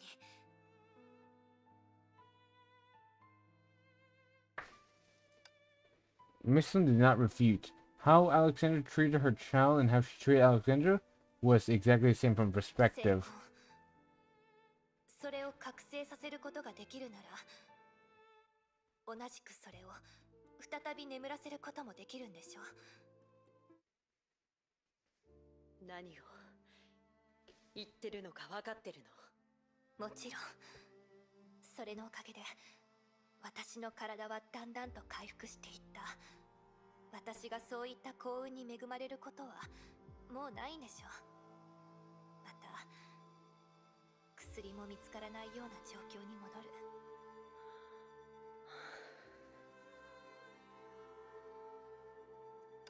After pushing countless lives to death with her own hands, she refused to let the only hope before her go. For Messalin, it was driftwood for the drowning. She could not allow the others to take the path to death, even though she had bestowed death upon countless people. アレクサンドラ・パブロブナ在地区。私たちはそれぞれ違う角度で世界を見てる。あなたの理念に反論するつもりはない。だからあなたのために人間の概念で状況を整理するわ。今ある全ての問題は私のせいで起きた。その事実から逃げるつもりはない。でも今のこの状況ではあなたの決断は少し無責任なの。無責任？命を与える母にとってこれはただの小さな始まりなのかもしれない。でもあなたはこれから起きることを考えていないわ。父親はすでにこの世を去ってる。あなたも自分の命を粗末にしようとしてる。万が一親がいない環境で生まれたらその子はどうなるの？あなたは外の世界に関心を向けたことがないかもしれないけど、はびこる崩壊、わからない人の心、その子がどうなるか想像したことはある。残酷な想像をしたくはないけれど、あなたがいる世界は美しくないの。その子はマフィアにさらわれて感情のない殺し屋になり、いくつかのミッションをこなした後、銃弾の雨の中で死ぬかもしれない。あるいは崩壊に触れ死ぬ運命を免れたとしても、体に永遠の疾患と苦痛が残り、絶望の中で一生を終えるのかもしれない。あなたが与えた人生が苦痛でしかないのなら、その子はどう思うでしょうね。あなたの言葉は正しいわ。苦痛のためだけに生きていく人間なんていない。でももしかしたら私がダメになった時、この子を肉親のように扱ってくれる人が現れるかもしれない。あるいは大人になって真心を持って接してくれる友人に出会うかもしれない。自分を正しい道へと導いてくれる、愛すべきものを見つけられるかもしれない。運が良ければこの子は自分の趣味を見つけて、それを生涯の仕事にするかもしれない。ミステル、今のもしもの話は意味がないって分かってるわ。この子のこれからの人生は誰にも予測できない。でも少なくともそれがこの子の人生だっていうことだけは分かってる。儚くて不確定な未来でもそれなりの意味があるはずよ。そう、確かにあなたの言った通り、私はこれ以上何もしてあげられない。それは私が悪いの。でも未来を持つチャンスまで奪うことはできないでしょ。もういいわ。始めましょう、ミステル。とにかく全てを元に戻せるか聞いた時にあなたは否定しなかった。これ以上引き延ばしたら私も後悔してしまうかもしれないわ。後悔？もちろん私のことを何の後悔もなく人生を全うする人間だとでも思ってるの？私にだってまだまだやりたいことがたくさんあるし、欲しいものもたくさんあるわ。一年中お花が咲くには地球を半周してマチュピチュを旅すること、ダイヤのネックレス、毎日変えられるスカート、いろいろあるわね。世界に絶望した人間なんかじゃない。私はその美しさを知ってるし、生き続けたいとも思ってる。でもミステル、早くしてちょうだい。一つの後悔でもう一つの後悔を作ってしまったら I guess we've been on this conversation for like I think 20 minutes now. 私はただあなたと同じように死よりも死んだ方がマシな生き方が嫌いなの。 The 初 conclusion めて会った時、 made sense, but she still felt confused. 覚えてる？生きていなければチャンスは手に入らない。あなた自身も実現しようとしていない理屈で他人を説得できると思うの？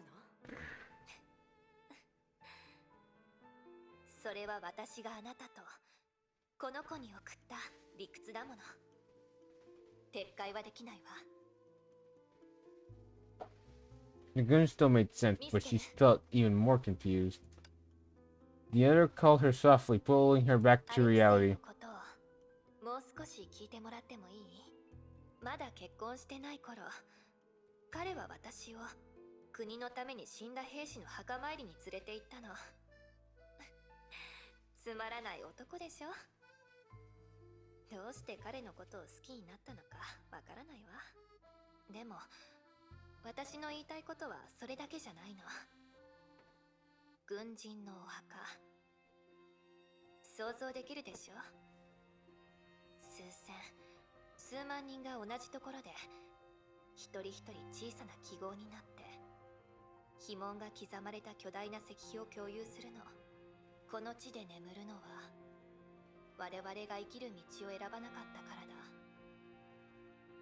我々が育った土地への侵入を許したくなかったからだ。命は簡単に失っていいものではない。しかし若者は怖いもの知らずだ。我々は若い。 Miss Dillon understood what the words meant. The life and death of a person are ultimately decided by the impulse. Life could not find its meaning, as with the life stripped of anything by her. Yet that was exactly what she believed, all the more that disregarding life and death was nothing more than a foolish アレク waste. サンドラ、これから話すことであなたは何かを思い出してより私を責めるかもしれないけどあなたが生き残ったこと自体奇跡だって知ってるはずよ。あなたの命はその重さは普通じゃないの。普通？そう言わないで。命は誰にとっても唯一無二の大事なものよ。ただ大事なものでもその使い道がある。でないと価値がなくなってしまうもの。例えば今のように。人の命はもともと止まることなく流れ続けるものよ。より大事なもののためでも何もせずに時間を無駄にするだけでも私たちは命を消耗してる。そうよね。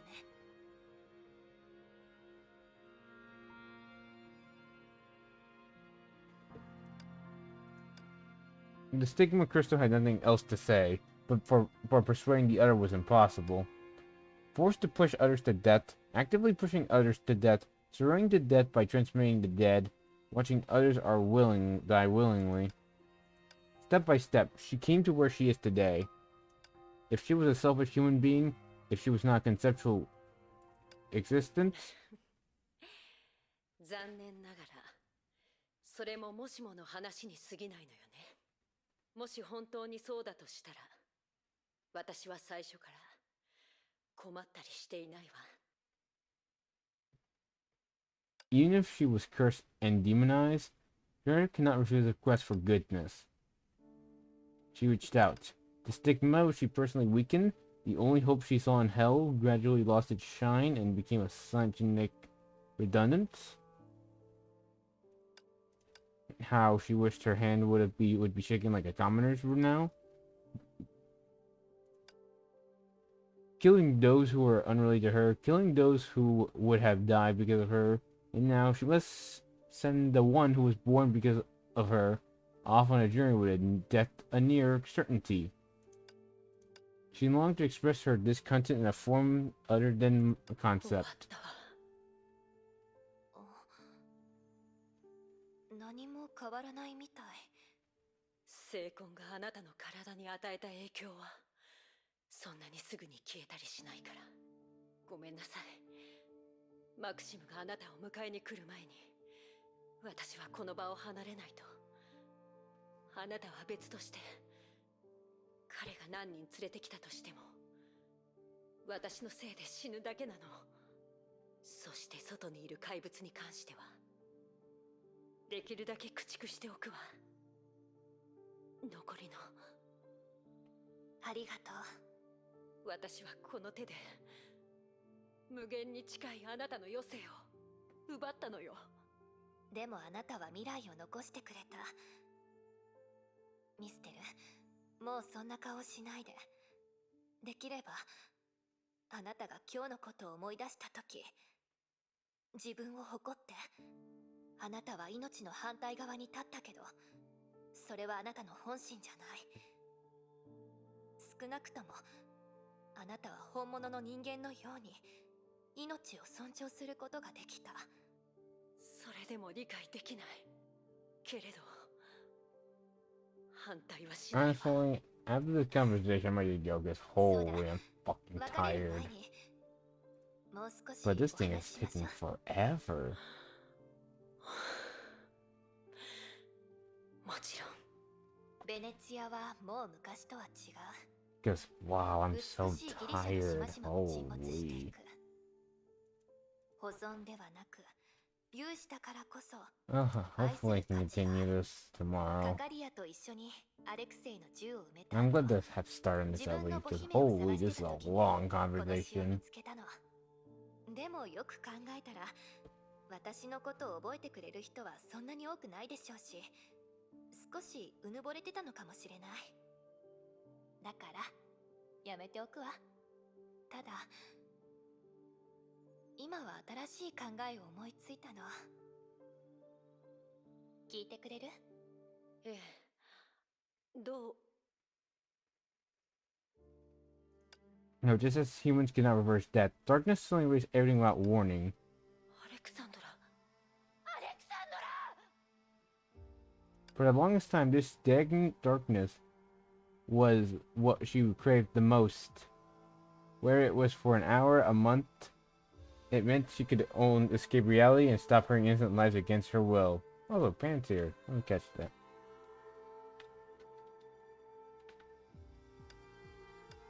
Yet, it's coming at this moment was what she wanted the least.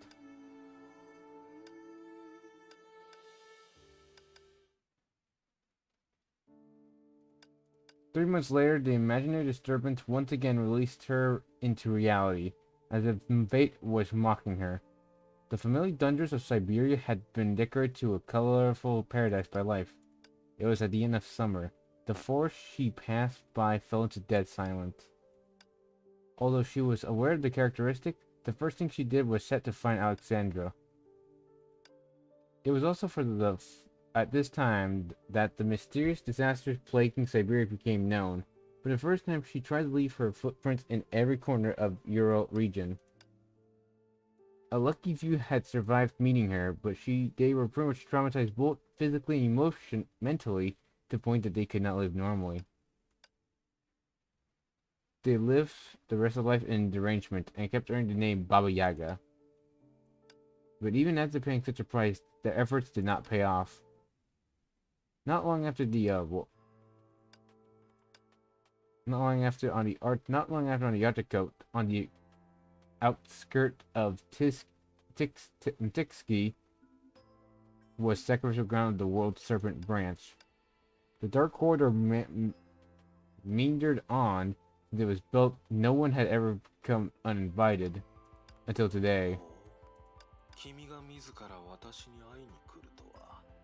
というより、君がウラル山脈を出るとは、実に予想外だ。君は5月に聖魂空間に帰ったが、今回はいささか長かったようだね。君は私をかわす手段を見つけたのか、それとも。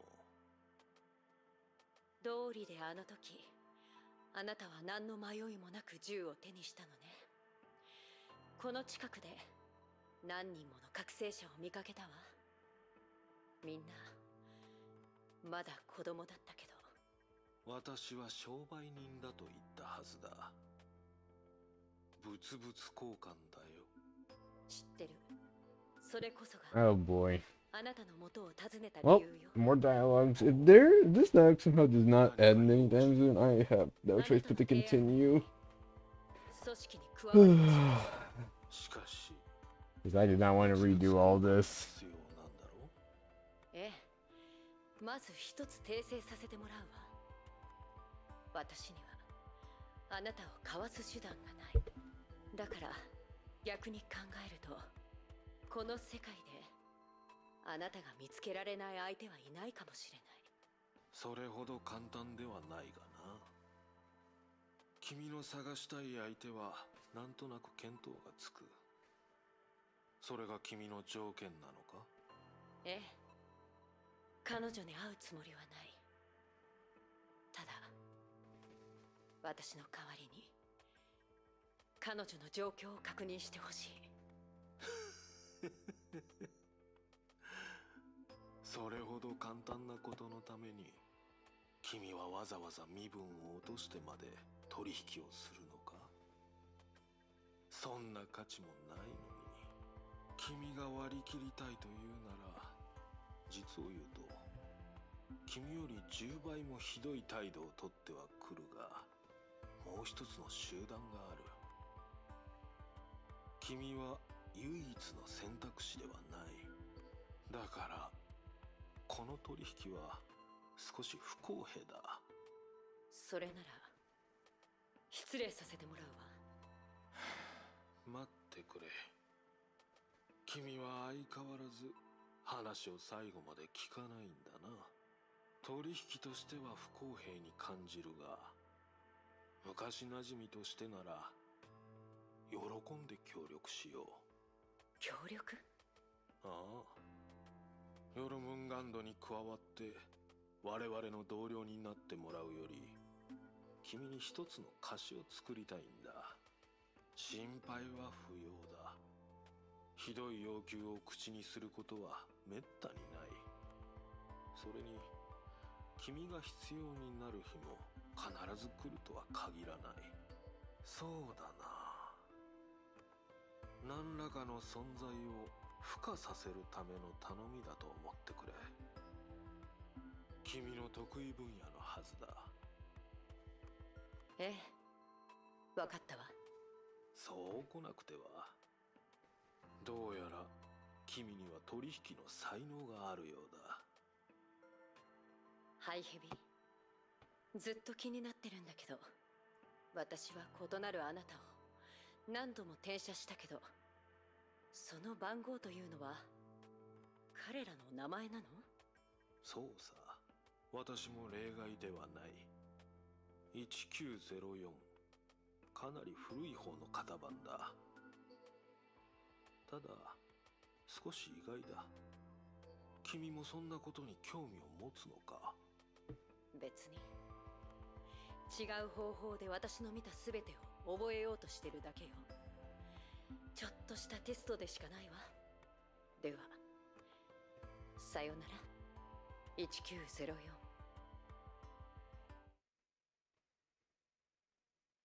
A year flew by. The young went and came. The most merciless and merciful quality of a law is that it repeats itself without change. As for the human she was looking for,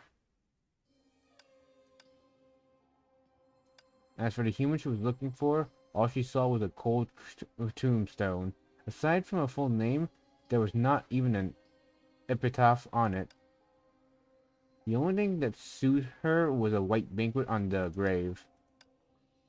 It was clearly not from Grey Serpent. She wanted to write something for her on the stele, but no matter how hard she tried, she could not articulate her emotions. She finally realized they had only known each other for a little over 3 days. どうだ、もう3時間も過ぎているが、何か言うつもりはないのかい？ここの風は強い。私の傘は君が思うように丈夫ではない。私のオーラを目立たせるための飾りでしかないんだ。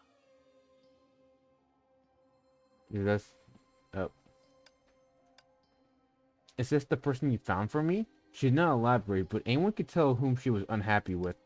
できるだけのことはした。君があの取引を言い出した時にはすでに彼女は死んでいた。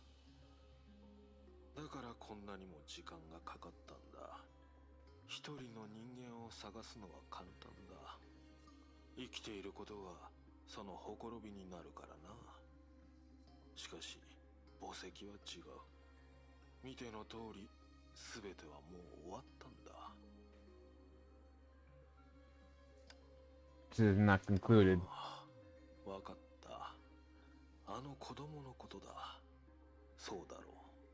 子供はここに埋まっていない。安心してくれ。仕事は最後まできちんとこなすタイプだ。子供に関する情報なら掴んでいる。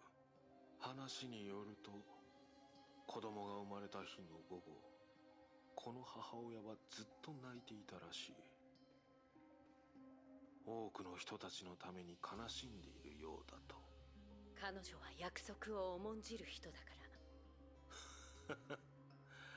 やっと話す気になってくれたんだな。それで子供の姿を見たいか？それとも人の波に消えてほしいのか？前者なら歌詞はまだ作れるが。彼女の子供はまだ生きているの？確信してはいないようだな。意外なのか？それは、その子の体勢はどうなの？母親とそっくりなのかしら？いや、特別なところは何もない。傘の下で君と3時間一緒にいるどころか、君の顔を覚えた瞬間にはもうあの世行きだろうな。残念に思っている。そうだろう。君とつながりがあることはその子にとっては贈り物ではなく、むしろ呪いだ。今日のあなたはジョークが好きなのね。私たちは友人だと思っていたんだが。 Oh snap! Did you announce the Valkyries were 6.6? Nice. It's gonna be. Oh, hair! Speaking of we're in hair. And Prometheus. Sweet. Okay. 無事に子供を産めるはずがないと考えていた。そうだろう。 Yeah, it was enough like an hour ago. Alright. I'm actually cool with that. 特殊性などほぼなく普通だ。 No surprise, Hair's the S rank. Hair is the S rank. I mean, she is S rank material, and Prometheus is the SB. 一生残る障害を負うかもしれない。もちろん例外もまあいい。そんな状況は話す価値もないだろう。どうしてそう決めつけられるの？普通の人間が律者になれると思うのか？ She built a long sound again. When she parted her lips, her tone changed subtly.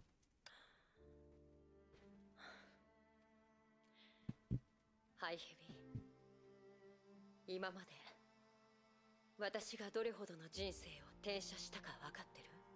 私が与えて、そして取り戻した成婚の数はどれほどあると思う？成婚計画と比べたら大したことのない数字だろうね。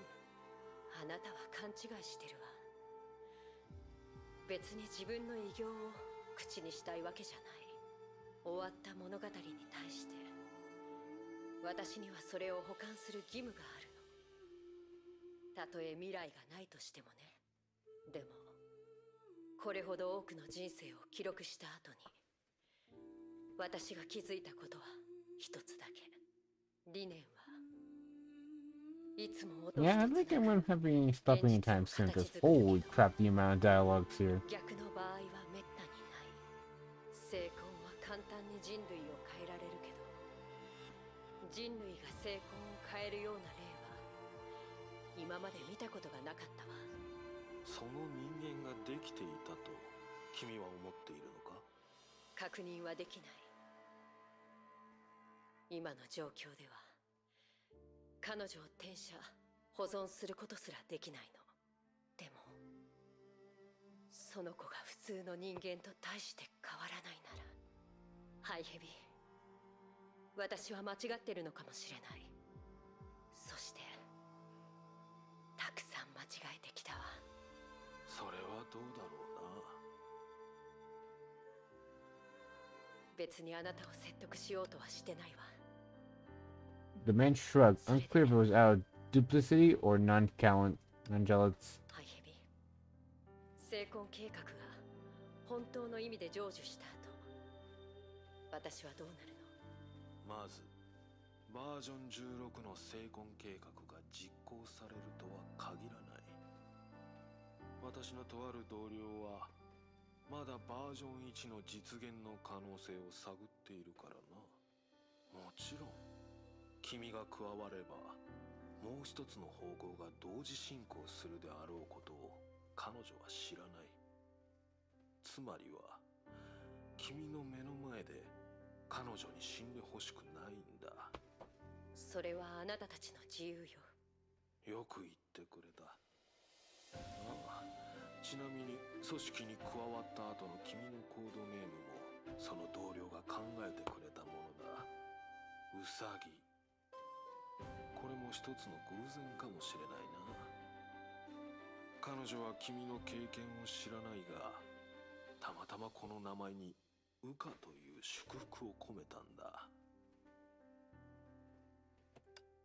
The woman frowned, making it clear that she did not appreciate the name. 別にあなたたちのルールに文句をつけるつもりはないけど、私はミステルという名前しか使わないわ。それに最初の質問にあなたはまだ答えていない。答えは彼女の祝福と同じだ。君の誕生は予想外のものだったが、 The raptor. I know it calls the raptor, and I'm proud to have it, so I'll probably guess that one. 本当の成婚の命ではない。成婚計画が正式に始動した時、実験の一部として君は自身を転写する機械を手に入れる。完全に消えてから羽化して生き返るのだ。計画で他の対象を操作する時とは異なり、自身を転写することで得られる結果は、彼女は君と同じ体と似たような能力を持つが、同じ意志を持つわけではない。まとわりついた呪いも存在しなくなる。彼女は君の過去を知っているが、彼女にとって全ては風の中の歌のようなもので、それに動かされることはないだろう。生き返るね。どうやらウサギという名は彼女に残した方が良さそうね。You know the dread specimen she saw when choosing a name. 彼女がミステルを気に入ってくれたなら、それもいいことだとは思うけど、今の私は本当の意味で死ねる機会が自分にあるって分かっただけでもう十分よ。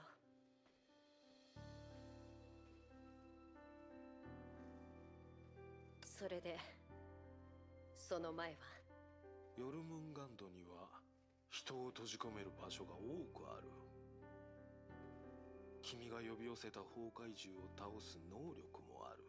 それにほら、私はあの1904のままだ。君としばらく接触した結果、普及は難しいが、ヨルムンガンドは君の影響を回避できるようになりつつある。でも以前起きたことは私にとってはまだ過去になっていないわ。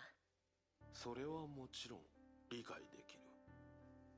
君がシャニアテを名乗っている以上、過ちを正す方法を見つけたからといって自分の過去の罪をなかったことにするわけがない。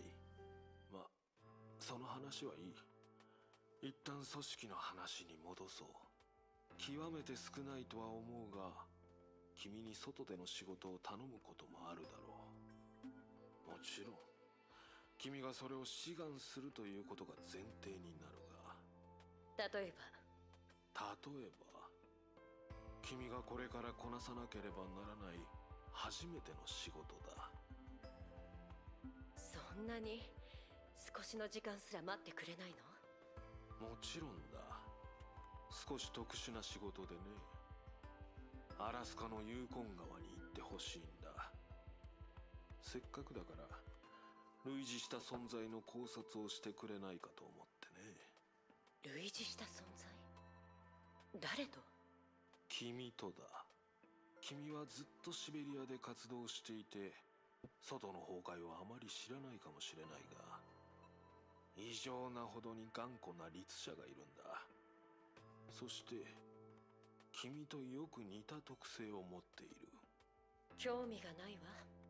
最後まで聞いてから断っても遅くはないだろう。事実彼の実績があったからこそ、我々は君の存在に気づいてすぐに勧誘しようと考えたんだ。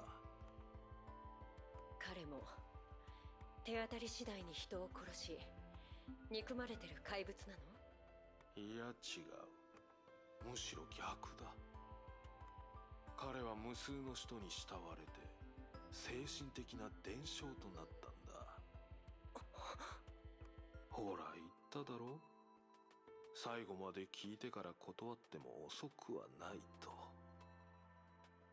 なぜと思ったかい？余計な言葉はいらないわ。一体誰のことなの？彼は君と同じように人類としての名前を持っている。しかし大多数の時、人々は彼をこう呼ぶ。ネゲントロピー名手、 Nurse reason. Oh 断 boy. りの律者と。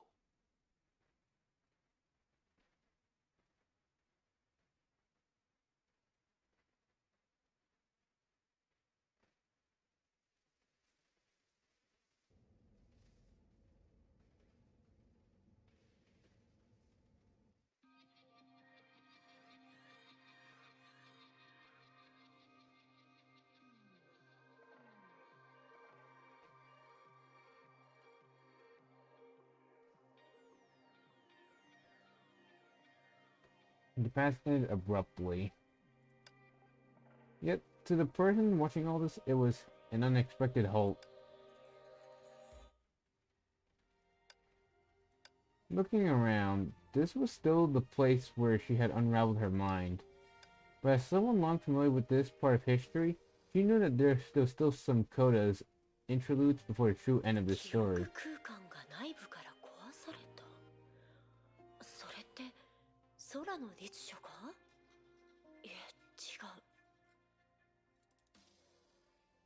Like a response to her words, the Hersher core forcefully fused by the power of Project Stigma flashed a ray of crimson light yet なるほど。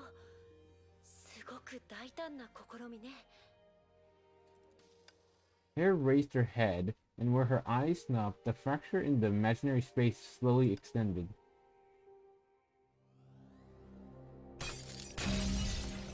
おかえりなさい。ブローニャ在地君。少なくともあなた自身は私を失望させなかったわ。Nope. やはりコアは完全にあなたの、いえ、成婚計画のものになったんですね。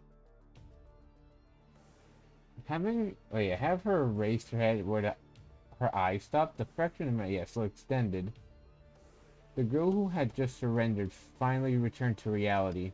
それともあなたはブローニャと断りの律者との違いを強調してるんですか？そうよ。この賞賛は断りの律者ではなく、あなた個人に捧げたもの。それに今のあなたはもうその肩書きを背負わなくてもいいでしょ。それでもブローニャの目標は断りの律者の力を奪い返すことです。ただ今までのやり方であなたと戦ってもブローニャは勝利できません。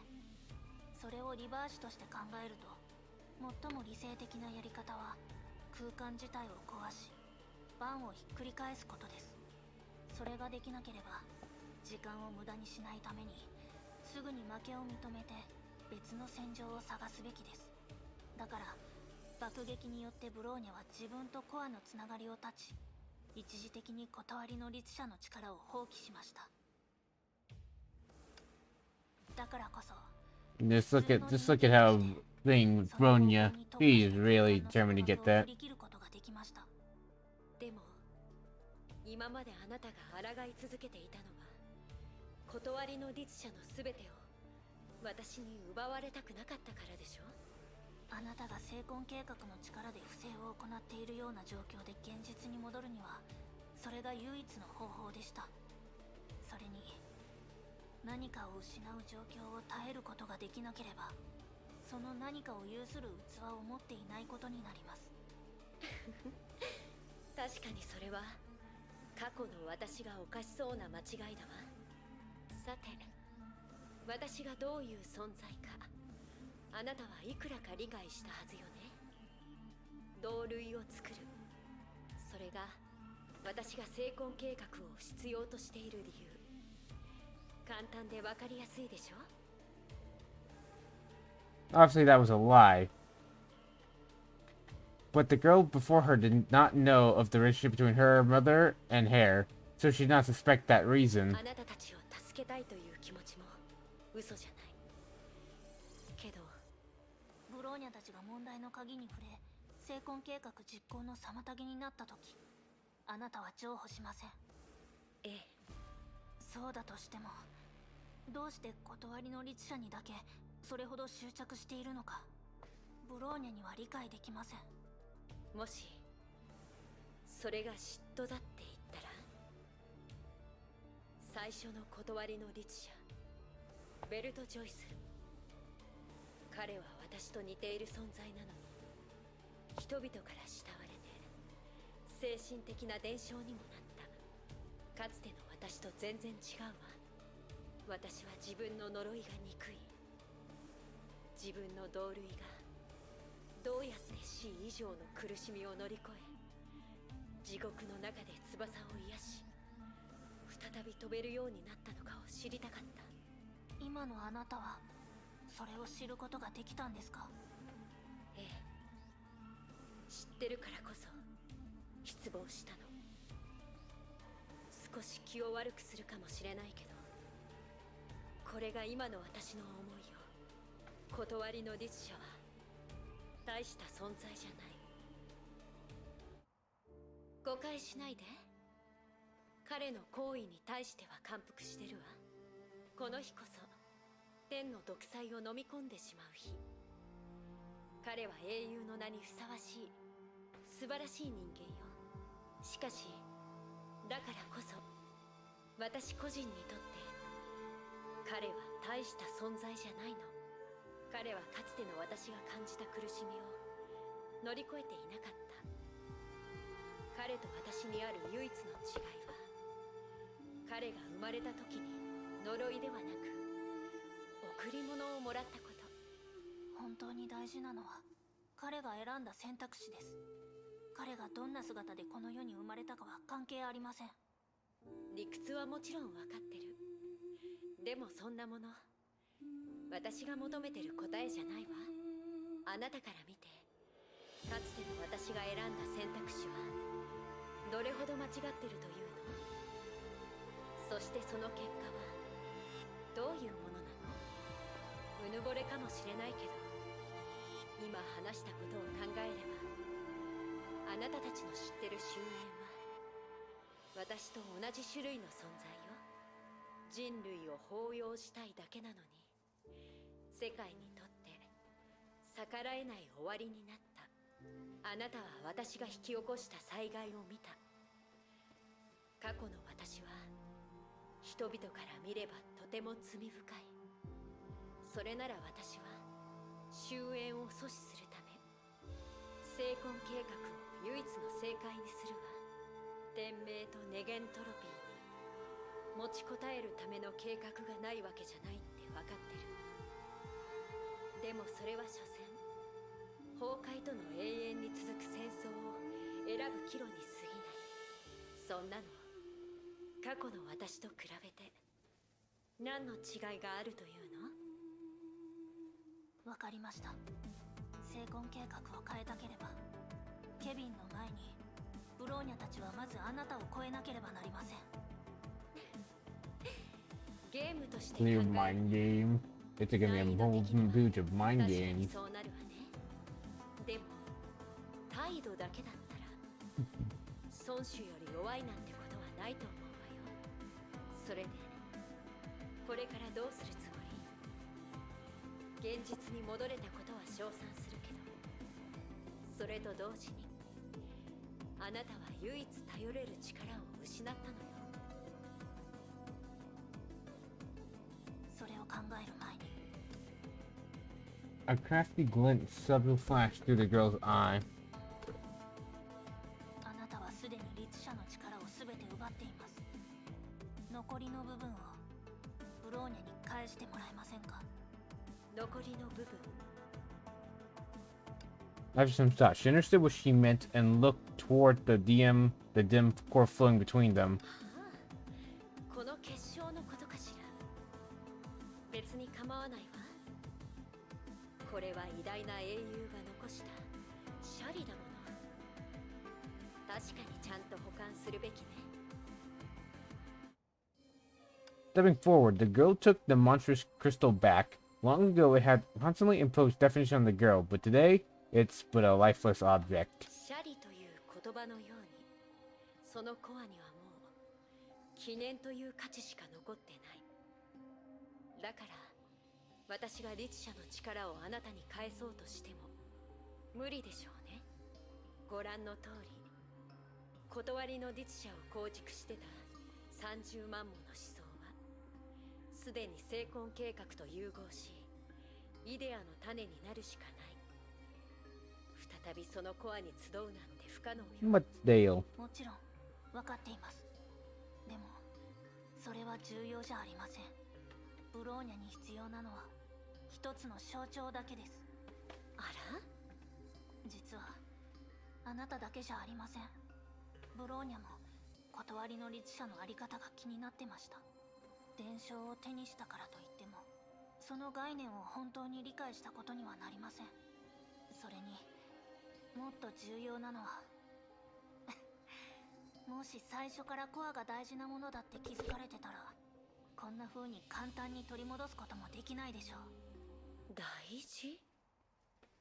あなた。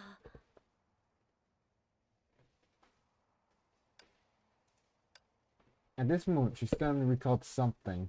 The one chose a despairing method to escape Dale's memory. That was the truth. But in that case, did she return to reality? Where did that ray of light that instantly glowed from the shriveled core come from? 力という面で成婚計画は断りの律者より上だと認めます。ですが忘れないでください。ブローニャも30万分の1です。エデンの星。 Oh hell yes, the Star of Eden. 素晴らしいわ。疑似羽化。プロメテウスはそう言ったのよね。とにかく彼らに認められた今のあなたは確かにあの意識たちの一部になったわ。コアを再び手に入れ、力は過去の30万分の1しかないけど、その性質から考えれば確かにあなたは本物の断りの律者。 She looked at the weapon that appeared in the girl's hand. That was the greatest proof of what she said. 以前のベルトさんと同じことをしただけです。分散的なコアが体に残した機械の記憶を使えば力の起点が弱くても思想によって再び武装できます。そうだとしても力という面では結局何も成長してないわよね。確かにあなたと戦うならそれだけでは何の意味もないかもしれません。ですが使い方という面であなたはまた間違った判断をしたみたいですね。あなたはブローニャによくしてくれました。だから彼女たちのことも歓迎してください。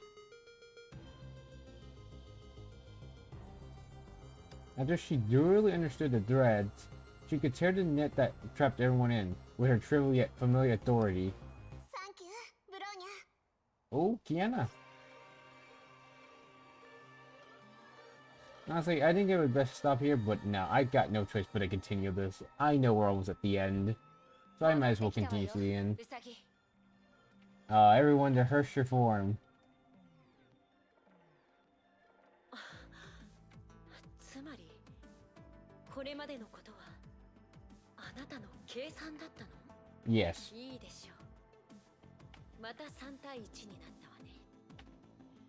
同じ手は通用しないでしょうし、この状況にうまく対応するのはとても難しいよね。そこまで謙虚になる必要はないでしょう。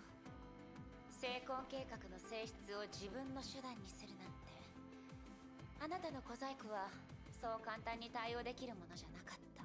ケビンが封印されてる今があなたを一気に倒せる唯一の機会。待ってくださいメイ姉さん。どうしたの？疑似ブラックホールはすでに消えました。ケビンはもうこの遺跡から離れてると思います。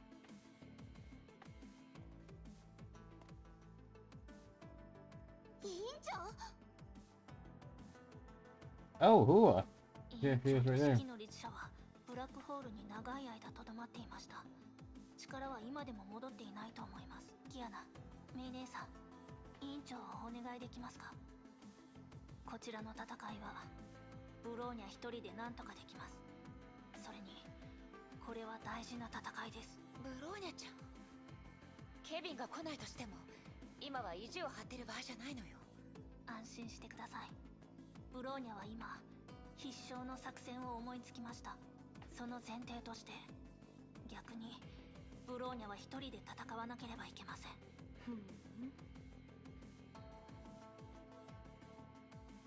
とにかく今の状況を考えればこれから起こることはブローニャと彼女、内面と形が全然違う二人の断りの律者の間に収まってほしいんです。私がただの略奪者だとしても？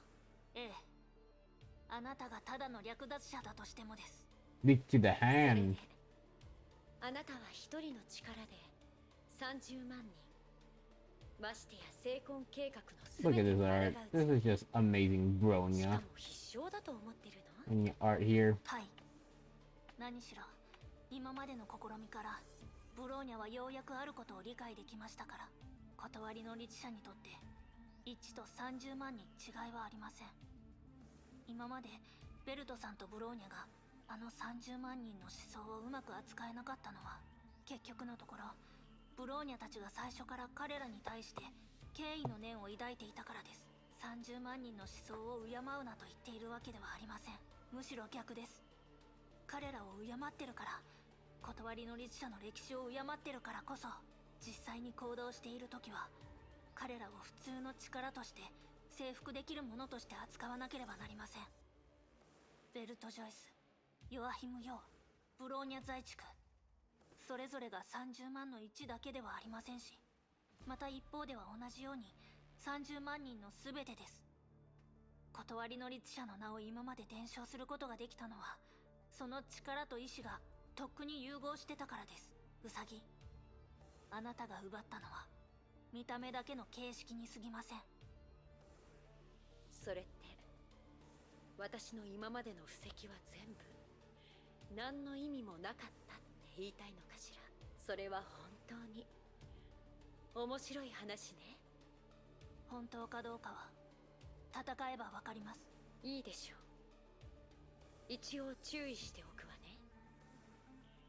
あなたが目にしたかつての私は仕方なく他人を傷つけた私よ。あの呪いはもう存在しなくなったけど、この新しい体はたやすく精魂と現実の力をつなげられる。律者と1対1で戦っても劣勢になることはないわ。どうやらあなたはまだ理解してないみたいですね。今あなたに挑もうとしているのは断りの律者ではなくブローニャ在地区です。なるほど、分かったわ。でもそうなるとこの戦いの布石はむしろ同行異曲と言えるわね。Alright, guess we're finally getting to action after being dialogue for like fucking 50 ass minutes. 50 whole minutes of dialogue, I'm pretty sure. Maybe almost an hour.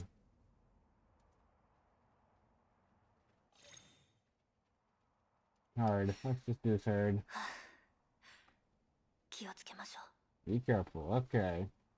あなたは信じてくれないでしょうけど、力でも意志でも私にとって Oh, geez, he's in like some kind of armored man. Okay. Luckily, あなたが I've これ always から been the の Bronya main here. 個体としてのイデアではなく、私が転写したある定義においての全てよ。 Shoot. さあ、永遠の姿で歴史の隅々まで行き渡った英雄たちよ。その女子誌をもう一度降臨させなさい。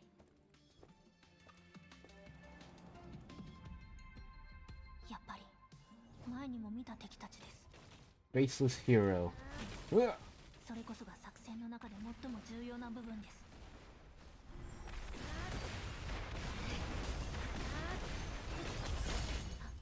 ブローニャ、聖剣に帰りな You cannot stop the former Herrscher of...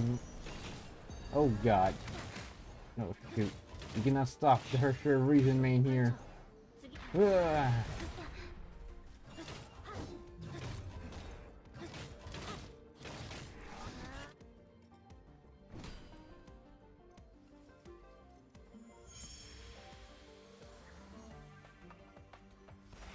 More power. Alright.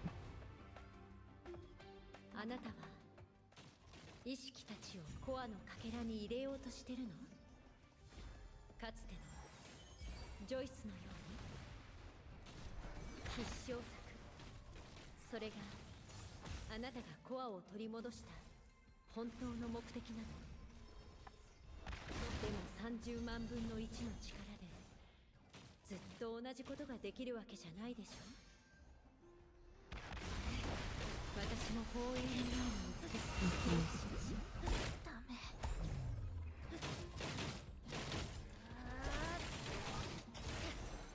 英雄の名のここで輝きなさい。ブローニャ、コード。世界を再臨せよ。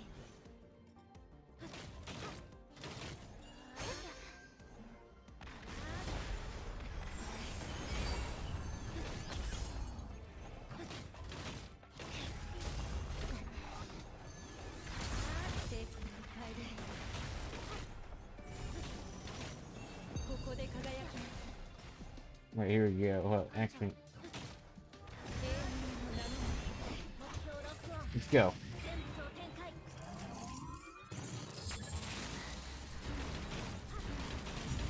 Wow, this is gonna be taking a while. どこにでもできるだけ優しくしましょう。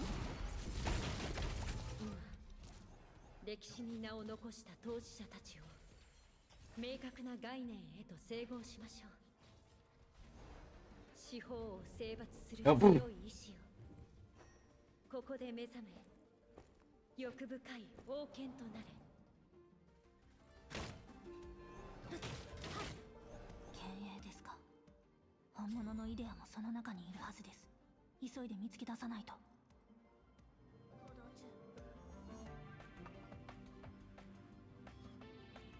中。 I mean, ブローニャ、行動中。 I don't know what way it was to how it was to get it out. 班長、 Oh, 次の shoot. 課題だ。ブローニャ、行動中。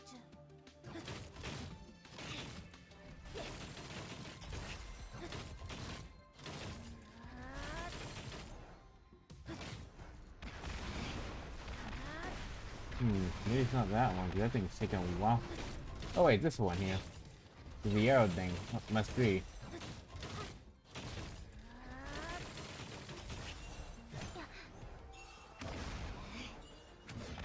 Oh god. So much damage right now.